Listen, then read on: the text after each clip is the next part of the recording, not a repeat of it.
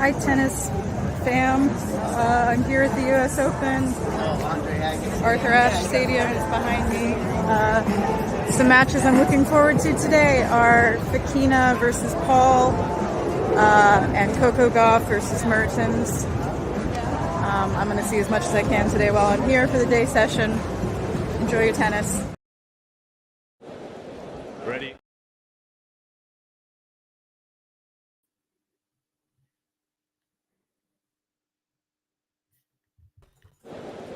Ready. Play.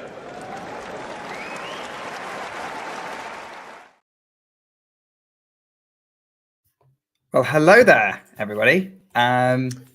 We are here. We are live, and we are here for the opening match on Arthur Ashe Stadium today on day 6 of the 2023 US Open. And this promises to be, well, maybe not a close match, definitely an entertaining match, because it's Carlos Alcaraz versus Dan Evans. Damien, how are you feeling about this match? Yeah, I mean, Alcaraz usually eats slices up for breakfast, right? I even listened to an interview with him, and he said that, literally one of his favorite ways to start the day was eating a whole Monica Niculescu forehand slice. And I think that's going to be a huge danger today. There's definitely a high chance. Oh, by the way, I have this beer bottle on my table that, I haven't touched in a while. And I just realized there's a moth inside of it. I don't know if you can see it. Ladies and gentlemen, zoology with Damien Kust. That's interesting. Yes, I did not expect that. This is what happens when you leave beer bottles lying around for I've never had that before, but well, that's fine. Apparently they like the sweet taste. Maybe I will throw these out later. But clearly David needs to do some cleaning in his room. Definitely. I haven't done any in a while. But what I was talking about was that there's definitely a chance that Alcaraz just comes out and destroys Evans. Their last match, Barcelona, like the scrappy slice defense of Dan Evans is just not doing that much damage to him. A lot, mostly. There is a universe as well where Carlos Alcaraz comes out. There's no rhythm. He struggles for a while, and it becomes a bit of a drag. It is possible, but I think the more likely outcome is a 3-set win for the 20-year-old. Yeah, I think so too. I was saying this to John earlier. Really, like Dan Evans against players like people who've gone on to win tournaments like Medvedev and Djokovic has never really. Not really brought it in the same way in a Grand Slam anyway, but with I think the one time he really was a contender was 2016 when he took Wawrinka to 5 sets and had match point. I still think that was probably a massive missed opportunity and probably would have blown that tournament wide open had he converted. But yeah, I think, Evans has performed as expected, given he's the Washington champion. He's made the 3rd round. I could see him doing a few things that could make Carlos have to work today in terms of like individual points, maybe make these sets close. Hopefully closer than when they played in Barcelona this year and Alcaraz won 6-2, 6-2, as it's flashing up on the screen. So yeah, it could be an interesting one. But anyway, we're here to be entertained by Carlos, right? That's what I think it's mainly what we're here for, right? Yeah, honestly, if I wasn't doing the commentary on this match, I'm not even sure if I would be watching it. What match would you be watching? What match would I be watching? I mean, I'm still in Mo Draper, and there's also a part of me that wanted Kasatkina Minen to be a lot more interesting. So I was assuming that this is one that I could be following as well. But of course, it's been pretty easy for the Russian. So yeah, I guess right now maybe I would actually be following it with just Mo Draper and Alcaraz. We have a few different.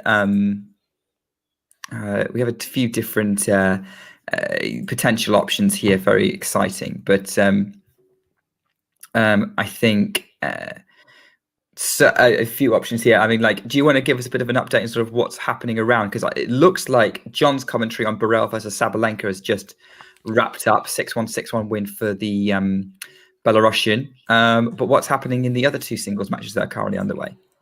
Yeah, Draper up a set and a break on Mo. Kind of feels like the past, to last, I don't know, 20 minutes, let's say. Mo's counter punching has not been that effective, and then Draper is actually hitting through him pretty convincingly. Also, of course, the first serve is doing so much damage. But maybe it's still going to be a match. I would not count out Mo yet. And yeah, Kasatkina very, very confidently going towards the win against Milan. Just too good on the defense, even if Milan is just such an underrated player and a great ball striker. But yeah, it just doesn't seem like she can hit through the Russian. And of course, Sabalenka Burel, you mentioned, that was a bit of a disappointment. But well, about an hour. Were you expecting that one to be competitive? Marginally closer, at least. Because I mean, Burrell beat Rybakina last year in New York, but for example, it's I don't think I was expecting it to be an easy win for Sabalenka, so the scoreline does not surprise me whatsoever. Well, in Cleveland, she beat the tournament champion somehow. that's a rare occurrence, of course. Yeah. True. She managed to eliminate the tournament champion, then lose in the first round, and of course, Sorriba Storm went on to win the title. Now it seemed like Burel is getting something going. She's still a pretty talented player. I think since the junior days, she has not unleashed her full potential yet. But yeah, this was just a total beatdown.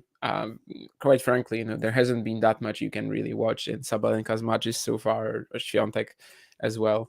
It's not like Goff, who has had a couple of tight battles. Pegula, I guess, also has been pretty rough to watch so far, right? I haven't watched any Pegula's matches, so it's hard for me to judge. I'm looking forward to seeing her against Svitolina. That sort of proves my point, right? But she's not played against anyone who I've thought could. I think she's, but that's mostly because she's been on late, actually, more than anything else. Yeah, that's true. Against Teague, she had the last match, and no, actually against Georgie, it was during the day, right? Yeah, it was during the day. Yeah, which I think. Why didn't I watch that match? I think I was playing tennis or something like that. But yeah, we are here. But yeah, we are now underway. By the way, Dan Evans is serving first. I'm looking forward to Pegula versus Svitolina after this, though. I think that could be a very competitive battle. Yes, absolutely. Samsonova Keys as well, if someone likes more of the hard hitting. Interested to see if Arnaldi or Rinderknech can do any damage today.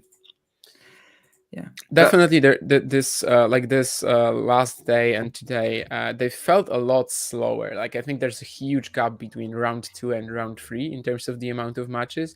Obviously, it's just like it's not really like that, because it's just really how many?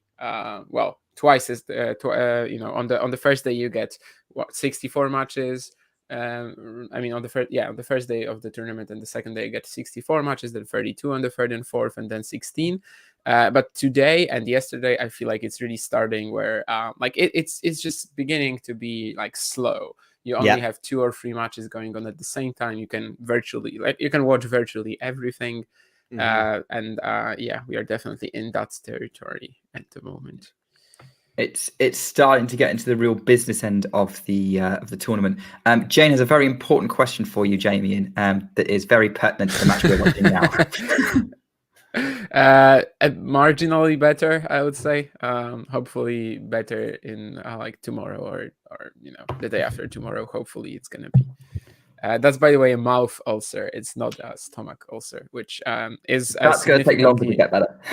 And it's a significantly less serious problem. So yes, I'll be fine. Irritating more than anything else. Yes. Alcaraz had break point against Evans in this opening service game, but Evans has saved it with an unreturnable deuce.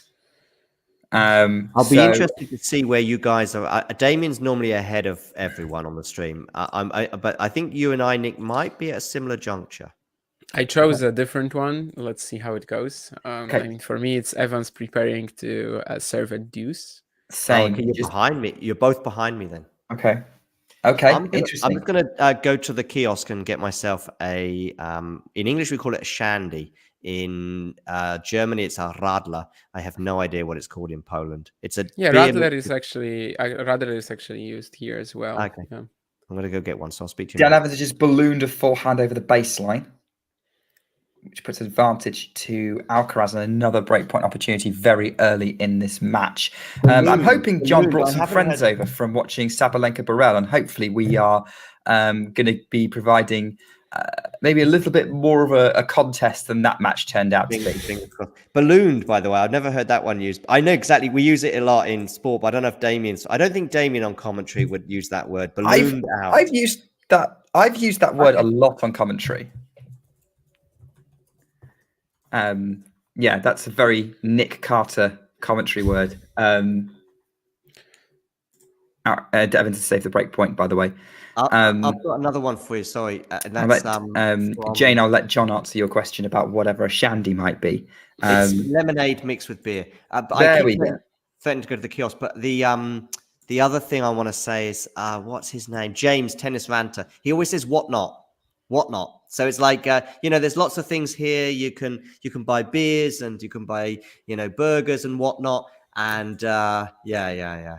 It's a very British phrase. It's like etc. I think. I have a friend like this who uses whatnot, and he's actually Polish, and he just puts in whatnot in every sentence. Obviously in English, not in Polish. If he did that in Polish, that would be weirder. A third breakpoint for Alcaraz anyway. Yeah, I think my stream's just lagged a bit, so yeah, I think you're definitely ahead because I've got Evans bouncing the ball, preparing to serve. The camera's cut to Alcaraz bouncing on the baseline. I'm saying this to help Damien as Evans throws the ball, serves up the tee. Alcaraz gets it into play. Forehand, Evans up the line to the backhand of Alcaraz cross court. Evans runs around for the forehand. Alcaraz runs for his forehand. Evans tries to change direction on the forehand. They're trading forehands at the minute. Alcaraz has to force to play a backhand. The Evans backhand sliced. Forehand, Alcaraz cross court. They're still going at the minute, still trading forehands. Evans uses his slice backhand. Alcaraz counter slices. Another counter slice. Here we go. Inside out forehand from Alcaraz. Evans puts the forehand in play, backhand in play.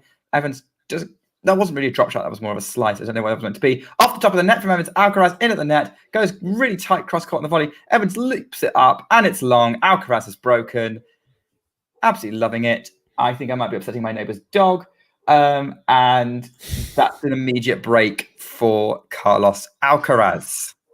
That's not good for the competitive nature of this match. He still almost lost it with that dropper, which was a weak choice. But anyway, he gets the break. Hopefully it's not just a total landslide avalanche out of this. I've seen my fair share of lopsided matches today with Kasatkina Minan and Bura Sabalenka, hoping to see one that's at least slightly more competitive. One that is also getting really lopsided right now is Draper Mo. Is it? Oh, yeah. Gosh, yeah, I can see it's a double break for Draper in the second. Indeed. Which is great for the British fans, I suppose. They might get one win. I saw one person put a poll up on X, Twitter, whatever you want to call it, asking how many Brits are going to win today. So obviously we've got Evans, Nori, Draper, and Bolter playing. I mean, before the start of play, how many would you say win? 1, 2, 3, or 4? Two is fine. Evans has almost no chance. Well. Yeah, Draper is the big favorite. Nori as well, and Bolter. 50-50 on that one. Nah, no way. I would say Stearns is a pretty sizable favorite too. So 2 out of 3 out of Stearns, Draper, and Evans. Yeah. That would be an okay result. I get what you mean, like about Stearns, but I also know that occasionally she doesn't show up. So it's going to depend on the level. That match is going to depend on the level Stearns brings, I think. Yeah, there's no way Bolter is like the one to decide there. Yeah, because Bolter's a player who looks very confident when she's playing and has some good upsets on her CV, but is not some. I mean, she's live ranked top 50 at the minute. I don't know whether she'll stay there, but I'm kind of part of going, how did that happen? I mean, she Yeah, won a that's 250, true. which is a good result. That's true. On grass, where like the Brits always shine, right? Because they have a lot more experience than Well, anyone we else. didn't used But to. I'm not laughing. I'm not laughing about it. You know, Yeah. it's just what it is. We're There not was really. a Go on. Bolter Burridge final, right? Yeah, Bolter versus Burridge, and that was the result that took them both into the top 100. Burridge Yes, looks set Jake. to maybe stay top 100 for Australia, maybe. Mm-hmm. Yeah, Jake is absolutely right about that Stearns Kasatkina match. That was a bit real disappointment for me. You know, Stearns having played like this against Ostapenko at the French, great performance, really. You know, outwinnering her and stuff, and then she wins one game against Kasatkina. Yeah, And exactly she what I also mean. lost to Kasatkina one more time since. Maybe she doesn't like players who can just retrieve everything. Yeah, absolutely. It just seemed like, you know, she has so much power. She could hit through her, but nah. Twice Alcaraz already, is not and serving this game out, by the way. He's at 40-15, but okay, are you ahead of me now? well, right now he's at 40-30 after dumping a slice into the middle of the net. Yeah. Okay, I've just seen the slice being dumped in the net. Yeah, so it's like 5 seconds, so it's fine. Okay, it's not too bad. I've been 30 seconds behind people before, so it's not. Yeah, and I've been 30 seconds both behind and ahead, and it's we can handle it. One day when Talking Tennis is a massive media empire, we'll be commentating from a studio. Yeah, like next year at the US Open. Yeah, we'll get from a the team stadium. down there. From the stadium, yeah. We'll take over US Open radio. Screw over the studio, you know, just from the stadium. Sure, I'm sure the players would love that. Jake's got an interesting comment about Jack Draper, who is currently 6-4 love up, double break. Yeah, I mean, he's getting dragged into rallies, and yet he is winning with absolute ease, and that does not cast a good light on most chances here, but maybe. Are you watching more than one match at the minute? Yeah. Oh, well done. Okay, got eyes everywhere, thanks to Damien Koost. Also, Daria Kasatkina is actually serving for the match at 6-3-5-2, but Minan's got a break point to try and extend that match on court 17. And Samsonova and Keys are warming up on Louis Armstrong. I guess I wasn't expecting them to be on so soon, but of course, Sabalenka took so quick. And that's a drop shot winner from Alcaraz to take the first point of this Evans service game. Evans currently at this rate looking very much in danger of going to struggle to get a game on the board at this rate.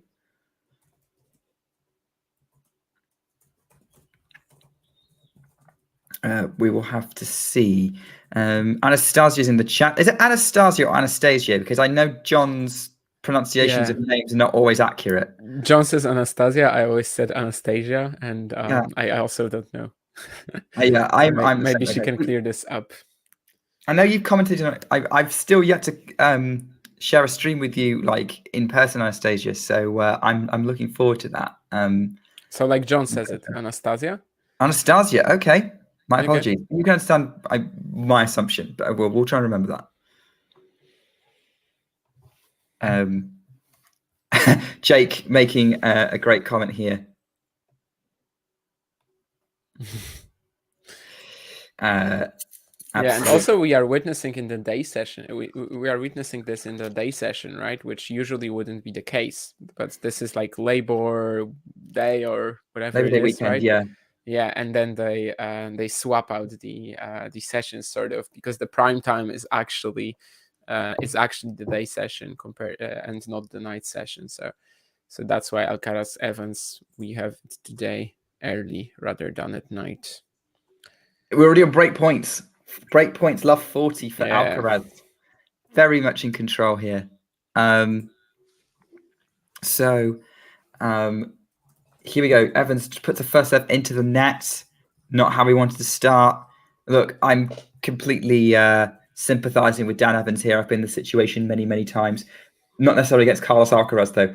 Big forehand from Evans to try and push Alcaraz back, and then comes into the net to try and finish it. Alcaraz lobs him, and it goes way long. So first break point, say 15-40. Ballooned it, Nick. Did he? Did he balloon that one, or does that not quite? I guess a lob. A balloon has got to be a big. It's a mishit lob. Ballooned. I always say usually just it kind of happens unintentionally. Jake has a question for you, Nick. Oh, well, if you've seen my Twitter, you will know that it didn't go great. I It's lost kind of 6 Evans versus Alcaraz, right? And you're not Alcaraz. Yeah, basically at this rate, as Evans dumps a backhand slice into the net. Oh, but he's missed the serve. That's why. So it's the second serve. Yeah, I lost 6-love, 6-3. First set was, yeah, you can guess from the scoreline. Second set was only the one break, just a loose game from me on my serve. Otherwise, it was really competitive. So, in terms of my own level, you couldn't get 2 different sets. Are you a serve bot, Nick? No. I mean, If he lost a bagel set, then he's probably not. I mean, my main problem is that my first serve percentage is 50% or less. Yeah, I have the same issue, but that's not. Ooh. That's. I don't know. I think that's quite common amongst amateurs. I've just seen Carlos Alcaraz break though. Yeah, with so have I. like banana forehand pass. So yeah, free love. My first serve percentage also tends to be like 35-40%. I feel Yeah, like, mine and too, that's I think. mostly the lack of technique. Because I think I just hit every single first serve flat and hard, you know? That's the only thing I can really do with it in order for it to be dangerous. So yeah, that's really lack of technique on my part rather than anything else. Great to have you here, Eleanor. And Jake is saying like finally he's a serve bot. I think We'd love to see that serve and the movement. Yeah. Especially the serve. The movement, you know, we can skip it. We can just record a video of you serving. That's what I would like to see. I'm laying down the gauntlet to Alcaraz. Not that he needs a gauntlet laid down. I've got 2 large, so like pints or half liters of Radler, and the challenge to Carlitos is to win this match before I finish both of them. I mean, he needs that kind of motivation. I'm sure Juan Carlos Ferrero is calling out to him as we speak. By the way, Carlitos, si tomas el partido antes de John ha bebido los 2 cervecitas, ¿cómo se dice Radler? I don't remember how to say No, I don't remember how to say Radler in Spanish. Anyway, you get the idea. I don't know how to say anything in Spanish, so you're well ahead of me. You must have 5 words, Nick. 3, 4, 5? Uno, dos, tres. Well, there you go. That's 3, but that's Damien. I didn't even think of counting. I don't think I think it's just love to Hello? go ahead. I can say hello. Hola. Very good. Yeah. Oh, Have you watched? just lost. I was about to ask him if he watched Terminator 2, because then he would have hasta la vista. Oh yeah, right. See you later, or till the next time. Yeah. Baby, Don't I tell guess me doesn't either. count, right? The Pardon? fourth word in this quote. No, it baby, doesn't, no. does not count. It's like internet doesn't count, you know, or whatever other sort of global words that are used in from English and elsewhere. Radler mit Zitronen Limonade. Yeah, I think so. It is sort of with lemon and citron. Yeah, lemonade.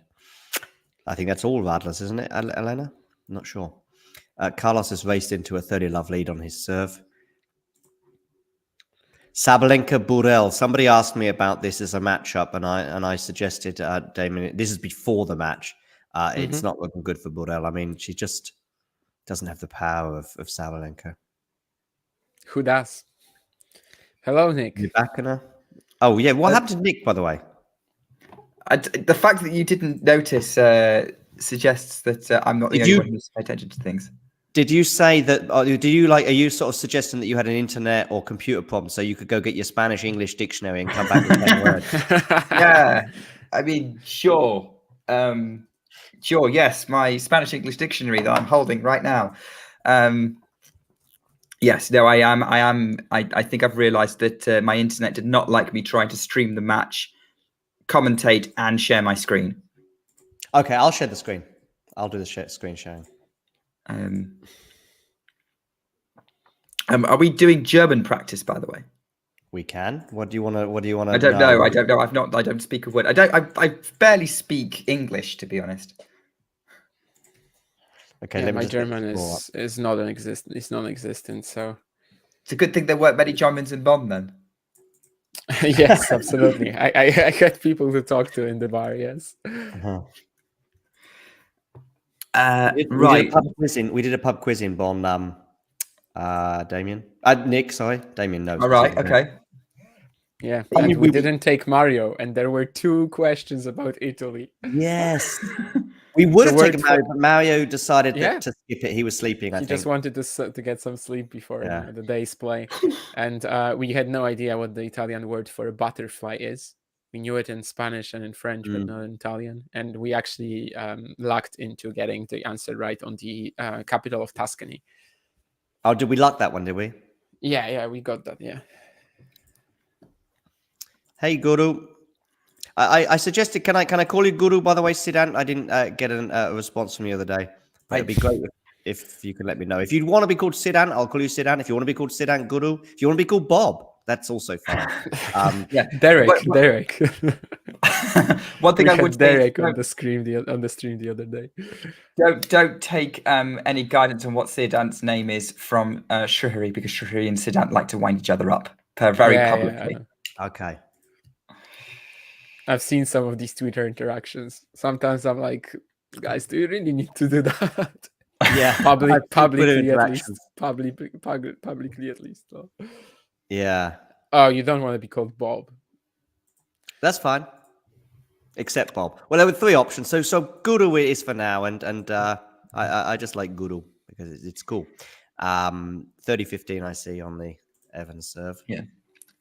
We have match point on court 17. Daria Kasatkina trying to finish the job against Greet Minnen. That's going to be straight sets, right? Well, that's threatening to be straight sets, yeah. Yeah, if Kasatkina gets to this point, it'll be 6-3, 6-4. Loving the net coverage from Evans, by the way. He's playing. He's getting his act together this game. Dan Evans' girlfriend. Very interesting. Why is it interesting that Dan Evans has a girlfriend, or is this a surprising development? He does party quite a lot, so he has the opportunity. Yeah, I know what you mean. Are you suggesting it's the kind of man who likes to keep? Are you suggesting it's the kind of man who likes to keep his options open? Interesting. I didn't say that, but that makes sense. I don't know. Did she win it though? No, she didn't win and saved match point. And now has break point to level the set at 5-5. I'm watching the live score, by the way. That my only stream option is Alcaraz versus Evans. But given I'm seeing Evans rummaging around in a water cooler, some kind of cooler at the minute at 1-4. So I'm guessing that you two have already seen that. Yeah, I saw that. His little fumble and dropped something in the water cooler. I don't know what it looked like. He was trying to get some fruit and it fell out of a bag. But I'm pretty sure it wasn't the banana he eventually elected for. So I think he went for something. It fell out the bag and then he thought, sod this, I'm going to get the banana instead because I can't stop that one. Damien, is your surname German? Kust? Maybe. There's a possibility. There is this story that my father's ancestors are from Saxony. Yes, so it could be possible. However, there's a lot of that, like in other languages. In Russian, I think Kust means bush, and in Netherlands, in Dutch, it means coast. So basically, I think there could be many answers to this, but there is my father claims that his ancestors are from Saxony. So yeah, I think that's the most likely answer, but I am not so sure. It's very possible that I have a German heritage, but it's like a long way before any of my ancestors that I knew. I have a friend who's also in Gdansk as well. I'll say also because are you near Gdansk, Damien? Not anymore. I might be living there from October again, but it kind of depends on my work situation. But not anymore, yeah. But until June, I was living in Gdansk, yeah. Anyway, Paulina Schmidt. So I think you can guess about that surname anyway in terms of its heritage. So she's Polish, but yeah, clearly a German background. Update, Kasatkina has finally converted to match point. She is through in straight sets to the 4th round. So that match on court 17 is done. Jack Draper is serving for 2 sets to love lead over Michael Moe 5-2 in the second. Yeah, Elena, I have no clue. Absolutely, I just know Saxony, but I have no clue which city that would be. I mean, when you get to ancestry times, right? It's sort of like at this point it gets murky, right? You have to do some real digging. Yeah, like we actually tried to get this done, like find out what we could from our relatives, like about about our ancestors. We could get it back to 100, 120 years, but that was still in Poland. So at least on my father's side, my mother's was like Ukraine or something, but on my father's side was still Poland. So I have no clue, about the specifics. It could probably be done like with with professional help, but that actually costs a lot as well. But yes, I don't really feel like I need to know that much. The 3 or 4 generations of my family that I got to know or got to hear about is definitely enough for me. The most important thing is that you are Polish and so have a right to criticize Hubert Hurkacz. Oh, everyone has a right to criticize, but yeah, thanks to that, I can just keep talking shit about Hurkacz Linet, as Ghosty loves to point out. And yes, Dan Evans, by the way, was just I use that right a lot. That's someone in the crowd, and I wasn't sure what it was all about. But in the end, there was a guy in what appears to be his box has just sort of left and walked 2 or 3 seats back. And he sort of looked a bit confused, and he's a bit like, "Oh, you want me to move?" And it looked like unless there was an imposter in his box, he it seems to have asked someone to get out of his box and go 2 seats back. But maybe it was an imposter, and somebody just got the wrong seat. I mean, we'll have to. Sorry. There's a good point coming up by the look of it. Yeah, sorry. We'll see at what point Damien reacts to this point. Oh, I was not watching the stream for a moment, so. Oh no, I don't think you've seen it yet. You'll see it. Oh, there it is. Okay, yeah. okay. Yeah. Yeah. Why are you ahead of me right now? Who, me or Nick? No, Nick. No, because I saw it at the same time as you. John saw it at the same time as me me. who's ahead. Yeah. John, I thought you were both very audibly to that drop shot. Yeah, half volley, stop volley, half volley, whatever. Yeah. Names for these things get a bit muddled. Yeah, it's like a half volley, but at the same time it's really short. But I don't know if it's a name. It's a drop shot. Volley. That's what it is. It's like the drop shot from mid court. I always think is a bit difficult to describe, because when you're watching, if you're not got it on your TV and you're just listening, and I say, "Oh, that's a really nice drop shot," you always assume a drop shot's from the back of the court. That was a really nice forehand, by the way, and yeah, just any shorter slice from Evans is just point over. That flat forehand, yeah, from Carlos. Yeah, so Carlos can keep up everything from the floor. Yes, garbage. Beer bottles, chewing gum, yeah, beer bottle tops. I think after the set, I will actually go throw out my beer bottles, because I found a moth. I don't know if you're already on the stream. I found a moth in my beer bottle that has been in my room for like a week. Funnily enough, I probably drank it during a Talking Tennis stream. Yeah. Arnaldi upset Alcaraz versus Nori, Damien? I don't think so. Mostly because I think if, when it comes to the crunch, it's gonna be Nori who's gonna outlast him physically, which is understandable. Nori has these. How did they call it in this Telegraph article or something like something with lungs? I can't remember what it was. Swimmer's lungs, maybe. Yes. And yeah, I just feel like it's not really a good matchup for Arnaldi either. He was faring so well against against Fus's aggression, but against Nori, yeah, I just don't feel like he's gonna win. It could be a tight match, but I really want to say Rinderknech, I really want to. He has been struggling most of the year, but I feel like he's on a trajectory like in 2022 when he was struggling for the first half, and then the second half he just earns enough points to easily stay in the top 100. And honestly, until Berrettini rolled his ankle, that was like the best Rinderknech has played all season. So I also really want to say that, but indeed, Rublev has been more impressive than I thought, and obviously also that the path of Rublev, like the tricky path that we envisioned for him towards the second week, it just dissolved right now. I mean, it was supposed to be Ruusuvuori, Monfils, and Berrettini, and we get Cazot, Monfils, and Rinderknecht. By the way, only Frenchman, right? Which I never really realized. But yeah, I think it's significantly weaker, even though I'm still pretty big on Cazot and Rinderknecht. I feel like will be a major player for a long time. Yeah, it is easier than what I thought it would be for Rublev. Jake updating us that Jack Draper has taken a 2-set love lead against Michael Moe. I mean, I didn't necessarily predict it would be straightforward for Draper, but I did think he would do it, more because I think Moe has a habit of dipping after a big win. And if you count Isner as a big win, which given it was a 5-set that went to a decider and like there was a lot of eyes on that match because it was Isner's last match, I'm going to count it. But yeah, so Draper in control there. I think. I mean, if he gets the 4th round, is it Rublev he might play? Depending on. Yes, it is, because he's going to play the winner of either Rublev or Rinderknecht, who we were just talking about, and that after him on grandstand. Draper Rublev, is that a match that has happened already or no? I can check. I've got the ATP head to head. I think so. Oh, Madrid, right? Madrid. Madrid Maybe. last, I do last vaguely year, remember someone who's a fan of both being very upset this happened. Not on Twitter.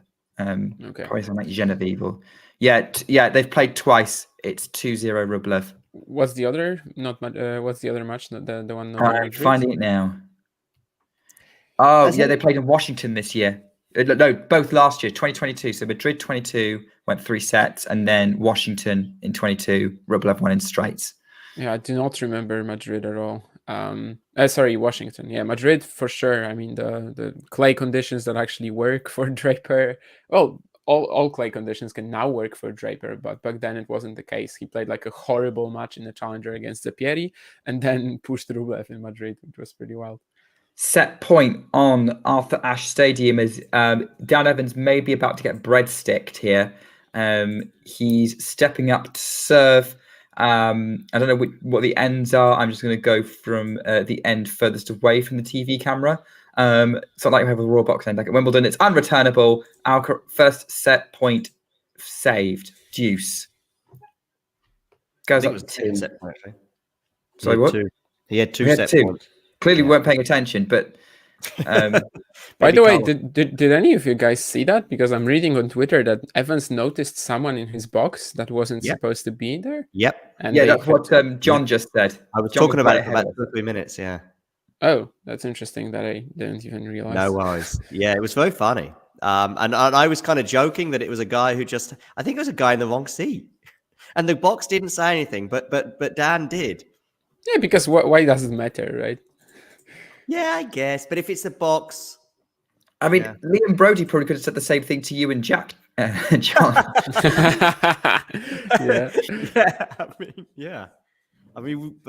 No, he's too much of a friend of the show for that. Yeah, I mean, but Liam doesn't know he's a friend of the show, whereas I know David Samuel. I mean, he was on. He was on, right? Yeah, he was on, but I'm not sure if he knows. He knows. Yeah, but if I walk past Liam in the supermarket and went, "Hey, Lee, how's it going?" It'd be, not bad. It's like it was a good interview that, wasn't it? It'd be like, what are you talking about? I wouldn't say hey Lee to him. I know. I'm exaggerating to make the.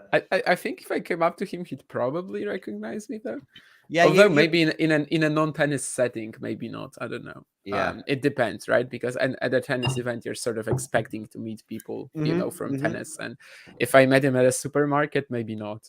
Exactly. Maybe it would take me a while to explain. She never said it, but I think Laura Siegmund remembered me when I spoke to her in Berlin. But again, tennis environment. If I saw her in the supermarket, I've tagged her on Instagram about 3 times, but I've stopped now because it's getting a bit like borderline weird. So I can't tag her anymore on Instagram. Another set point opportunity for Carlos Alcaraz with a return passing shot winner. Evans was coming in to do a serve volley, I think off a second serve. And Alcaraz just puts the ball straight past him. Oh no, wait, the score's not changed. So clearly, maybe the serve got missed. I thought it was set point again. And by the way, the lungs that I mentioned of Cam Nori, I found this article. This was actually Sky Sports, and they said he's huge lungs. that was the article where they listed a few reasons why Nori will beat Djokovic, and they were the powerful forehand, His huge lungs, Nori's extra warm up because he was cycling to and from the championships, and also the home advantage. Yeah. The huge forehand, really? Cameron Norrie? I don't think they knew what they were talking That's about. how they called it. And especially, of course, I love the one, besides the huge lungs, which is just such a funny way of putting it, although obviously he is one of the fittest players on the tour. The one about cycling to and from the that's funny, championships is just ridiculous. Yeah. I mean, it's great. It might be a great cardio warm-up, I suppose. And he did win a set. He won the first set, as everyone did at Wimbledon that hit just about. 22. I think was Djokovic didn't league set too badly in 22 compared to 21. Sinner and Nori, I think, only, right? Or No, and Kyrgios. And Kyrgios, yeah. And Kyrgios, yeah. Draper won the never first. remember that final. Oh, he also dropped a set in the first round, didn't he? Draper. No. Djokovic. No. Draper is like 2021. Draper was at 21. Yeah, not 2022. Definitely not. Maybe he was just a breakdown then. Against whom? Again, I remember the first one. I can't remember who it was against, but I remember it. Just a second. Djokovic, the opening round 2022. I'm trying not to check it, but Well, I think John's looking it up now. Yeah, he did lose a set, as I thought he did. Kwon. Oh. And he also lost a set to Van Rijthoven as well. I knew he was dropping sets left, right, and centre. He only had one 8 sets match, and that was Kecmanovic, who rolled over and had his belly tickled. And Kokinakis in the second round? Oh, yeah, he rolled over and had his belly tickled too, yeah. Yeah, because I remember Kokinakis beat Mike Shack, I think, in the first round. That's why. So I remember Kok. Okay, that's interesting. Yeah, Team Van Rijthoven for sure, but Kwon, that I would not. I remember that. Yeah, I remember that. Maybe it was. I said I did start to buckle and suggested maybe it was just a breakdown, but yeah, I remember that. Dan Evans has held serve. Would you believe it? He's actually managed to save set points and managed to extend the set by a little bit longer against Carlos Alcaraz. Avoids the bakery in this set anyway. We should have a name for a 6-2 set, and then we should have a name for a 6-3 set. It's like a 2 is always like a swan, isn't it? I mean, but really? It doesn't have a. A 2 is like a swan, no? Yeah, it looks like a swan. I just don't know. Yeah, it doesn't work in the. You can't go to your local bakery and say, "I'll have a breadstick, I'll have a bagel, and give me a swan, please." How much is that? A cinnamon roll could be, well, that would be a 0. Or no, maybe not. Yeah, I don't know. I will throw out these beer bottles now, and I will get myself a shandy then, since you suggested it. Go get yourself a shandy. You started this. Yeah, I started. Ladies and gentlemen, watch as Nick remains the only sober and sensible one on the Talking Tennis stream. Looked like you had a hot drink there on the go. Is that a cup of tea? Yeah, a cup of tea. Yeah, just to keep the vocal cords in order. But I think I've got a beer in the fridge. But my sister barely drinks tea, and but for some reason she had like 60 or 80 tea bags in the house. And she just said, "Do you want to take these with you back to Germany?" This is during Wimbledon. And I said, "Yep, that'll do me nicely." So they do get. They've been dipped into during a few of these live streams. I've kind of gone every other day. I've had beers on the live stream. Then the next night I'll be on the tea. Then the beers and then the tea. And I'm sort of alternating at the moment. And when I'm on the beers, by the way, they don't come out too early. By the way, because if they came out at say 7, 8 o'clock as a normal sort of human being that goes to bed at midnight, sure, that might be just about okay. But if you do it during a stream that's going to be finishing at 3 in the morning, I tend to wait till about 10 or 11 o'clock before the beers start. Yeah, it's not a great. You need to pace yourself. We don't want a different kind of stream. The players are arriving on court 17. Arnaldi and Nori have just walked out. So there'll be. Sky Sports are probably annoyed that they can't show 3 Brits on 3 different channels, because that's what's going to be happening right now with Devon Evans, Jack Draper, and Cameron Norrie all going to be playing at the same time. Mo is held in the opening game of the third, and Samsonov and Keys is still going with serve. Samsonov is coming out after a change of ends to serve at 3-4. So I'm not surprised that one would be a bit more serve dominated, maybe. Jake has a question for you, John. What do you think of Guinness? I have moments. I will never probably drink more than one probably at a time. I know some people go out and stay on Guinness all night, but I just have a moment where I go, you know what? I fancy a Guinness. I think I've got a can of Guinness in my fridge right now, actually. But it's just one of those that I might just fancy every now and again. But I know people that will stay on it all night, and I'm thinking, man, that takes some guts in every sense of the word. Yes. Yes, I know what you mean. I've still yet to try Guinness, but I've got this kind of thing where I'm going to go to, like, my friend and I keep talking about going to Ireland because he says that's the best place to have it. Go to Dublin. Oh no! Look who's in the chat. Oh, great. Well, now, hey, Dylan,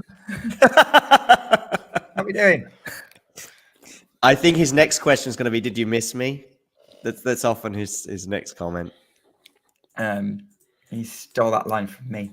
We're at 30-15 between Carlos Alcaraz and Dan Evans. If anyone actually wants to know what's happening in the tennis, either that or we could just have a drinking session together. I mean, there's a great drop shot from Alcaraz. Evans runs it down and actually passes Alcaraz. Alcaraz actually can't pick it up. So it's 30-all. So Evans is actually making this game kind of close. John is staying stum on the subject because he's probably just seeing Carlos Alcaraz serve 2 aces. But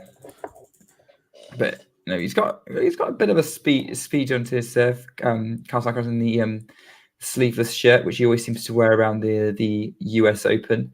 Not quite as loose as Francis Tiafoe. Great return from Evans off the first serve. He then on the attack, and Alcaraz is really able to run for it. Evans lets the ball bounce, and he was right to do that because it's bounced over the baseline. It's actually break point for Dan Evans. What's going on? I know. Dan Evans gets a break point, and Nerland says that I'm his new bestie.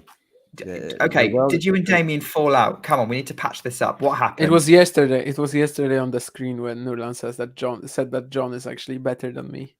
Wow. I can't remember what I did exactly, but I remember this message in the chat when he said, John, better. Yeah, I remember it too, actually. Of course you remember it. He doesn't want to be friends with Nurlan. John wasn't even on the screen. I know, but I remember it. He was backstage, so backstage. He used the arrows to suggest John. Yes. I was trying to find the how these arrows are called, but I have no idea in English.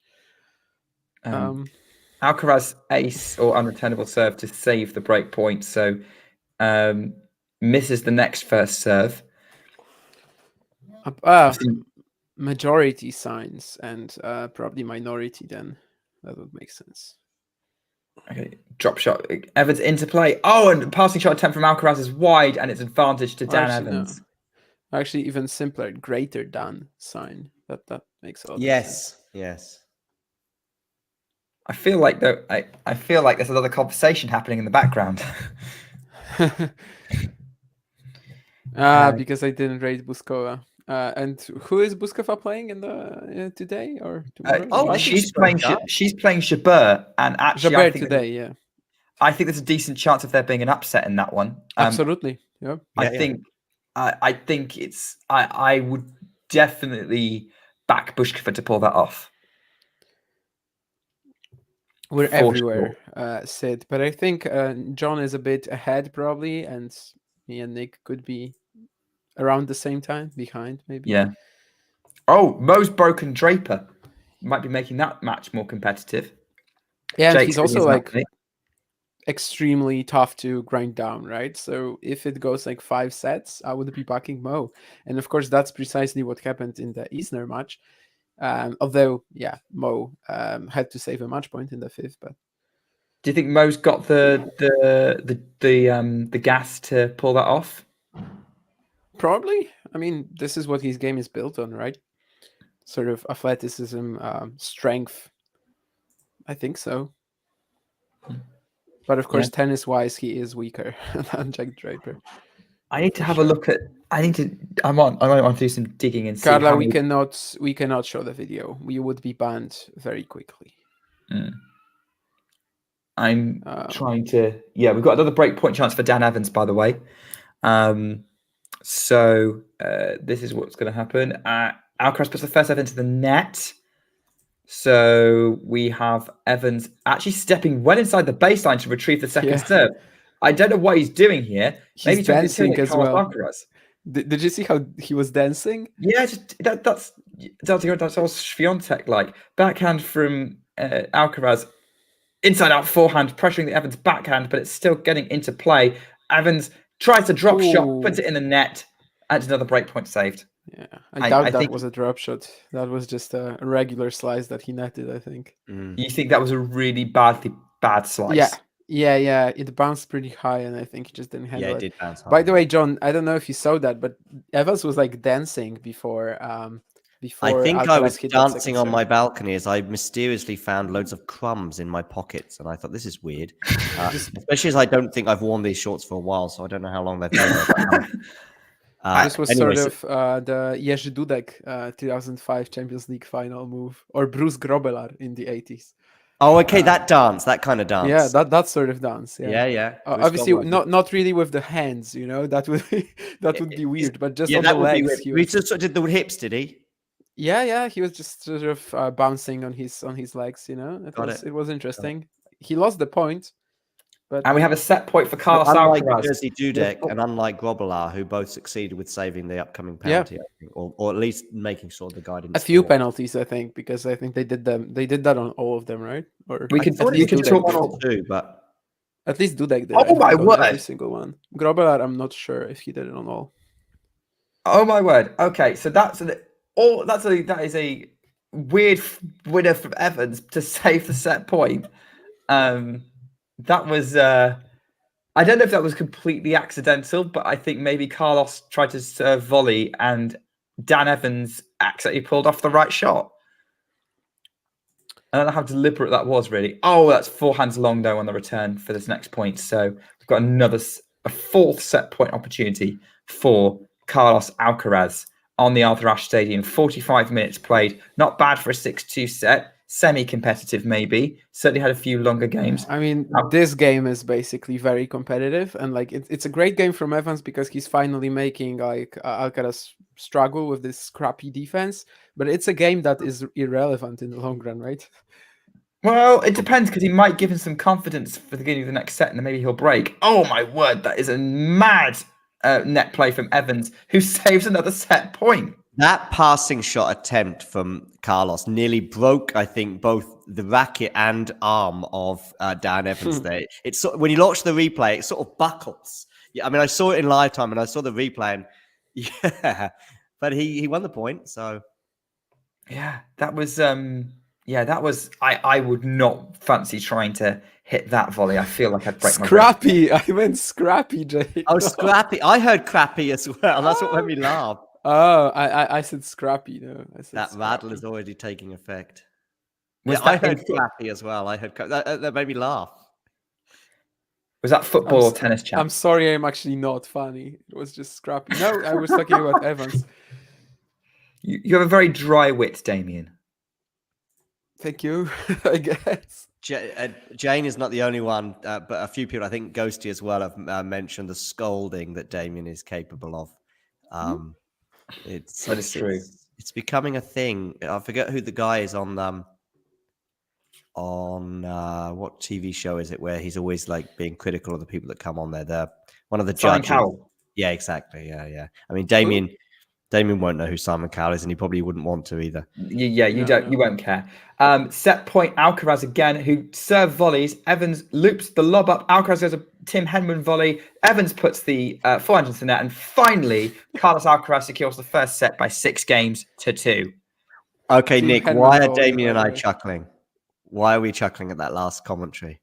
I was just laughing at Tim Henman volley. Exactly. Yeah. I don't think if I would, if I wasn't watching it at the same time, I don't know if I would have guessed what it is, but that makes sense. It's because I remember when I was a teenager and I tried to pull that shot off and it didn't go well, and like it was during a coaching session, and my With coach Tim said Henman? to me, "Sorry, what?" Wow. So Tim Henman was coaching you. No, but my coach said to me only Tim Henman could pull off that shot. Oh, okay. So for me, that's kind of that's kind of where my mind goes whenever I see that. Interestingly, I actually did attempt that shot in my match this morning, and I pulled it off. Ended up being a sort of a drop winner. Sidan predicting Evans is going to get 3 games in this set. Carlos has apparently won 15 out of 16 net points, according to Eleanor. Yeah, I think if I was doing a typical tennis television commentary, I would be pretty different. I would not be drinking while doing it. I also you'd be would drinking have to be before. forced. Maybe. I would also have to like be more focused on the actual match. You just only watch one basically. Yeah, it would be very different. I think a little less funny. I don't know. I feel like you can pull off some great moments sober, Damien. Don't underestimate yourself. Thank you. But yeah, it would just be very different, tone as well. But that's why we're great, because we bring something different to the table, and that's why we have so many people watching us. Absolutely. Around the grounds, by the way, for those who are interested, it's 5-all between Samsonov and Keys. That one's being a real battle. Mo has held on to the break and is serving at 3-1, 30 love in the third set, looking to extend that match. And it's 1 game all between Analdi and Nori. Analdi has just held his opening service game, and you are up to date from all the singles action around. By the way, ground. Draper has 85% first serve points won, and that sounds amazing, right? But Mo is actually an 88. Wow. Yeah, it's Well, basically if Mo the gets same his first- scores. It's Does that basically the suggest same Mo's missing scores. his first serve a lot? Not really. He actually has higher percentage than Draper. Okay. Marginally. Like this is so close because Draper is on 35 out of 41, and Mo currently on 35 out of 40. Well, he's just jumped up to 36 out of 42. But yeah, anyway, of course, Mo, I've said it countless times, but like he has improved his first serve so much, and this is why we're finally seeing him in the top 100. It's like a long-term presence. And actually, even with a 3-month layoff this year, right? I mean, he was out injured for like 3 months, and he is still around his best ranking, and probably going to have his best ranking after the US Open. Yeah, because didn't he get round 3 last year? So he's defended his points. I think Yeah, he had to pull out get injured at the US Open. Yeah. The US Open last year? No. Yeah. Didn't he get round 3 at the US Open last year? He beat Hurkacz and then he lost. He had to retire against Hachanov. That's not US Open. Oh, which tournament am I thinking of? Don't really know. He beat Hurkacz in Washington this year, but that was their only meeting. So, you're talking about Draper. I'm talking about Mo. I'm talking about Draper. Ah, that's true. Yeah. I thought you. Okay, I think I know what's happened here. You were talking about Mo, and I thought you were talking about Draper. Yes, exactly. But he is more proactive on the forehand as well. He was so frustrating back in the day. Like Jake says, he was so frustrating because he has all that physical strength, the athleticism, and yet he is like unable to use it. He is basically afraid of using it.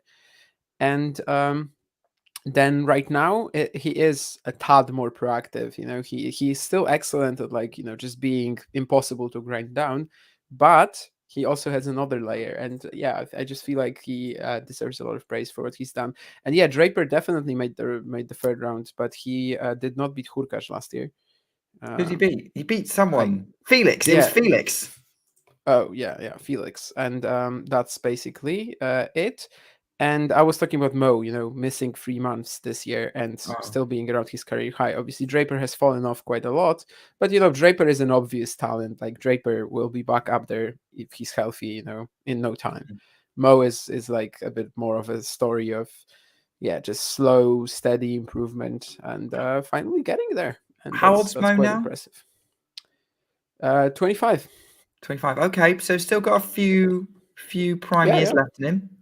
He was in the top 100 for like 2 weeks a few years back, but then of course fell out. But yeah, I think since the summer of 2022, this is the best patch that he's ever had. Is he? Oh, he's not. I didn't realize he wasn't top 100. Huh? I didn't realize he wasn't top 100. Well, he only had 2 weeks in the top 100 before last year. Well, sorry, Okay. before this year even, and now he's there as a long-term presence. But that's with 3 months out.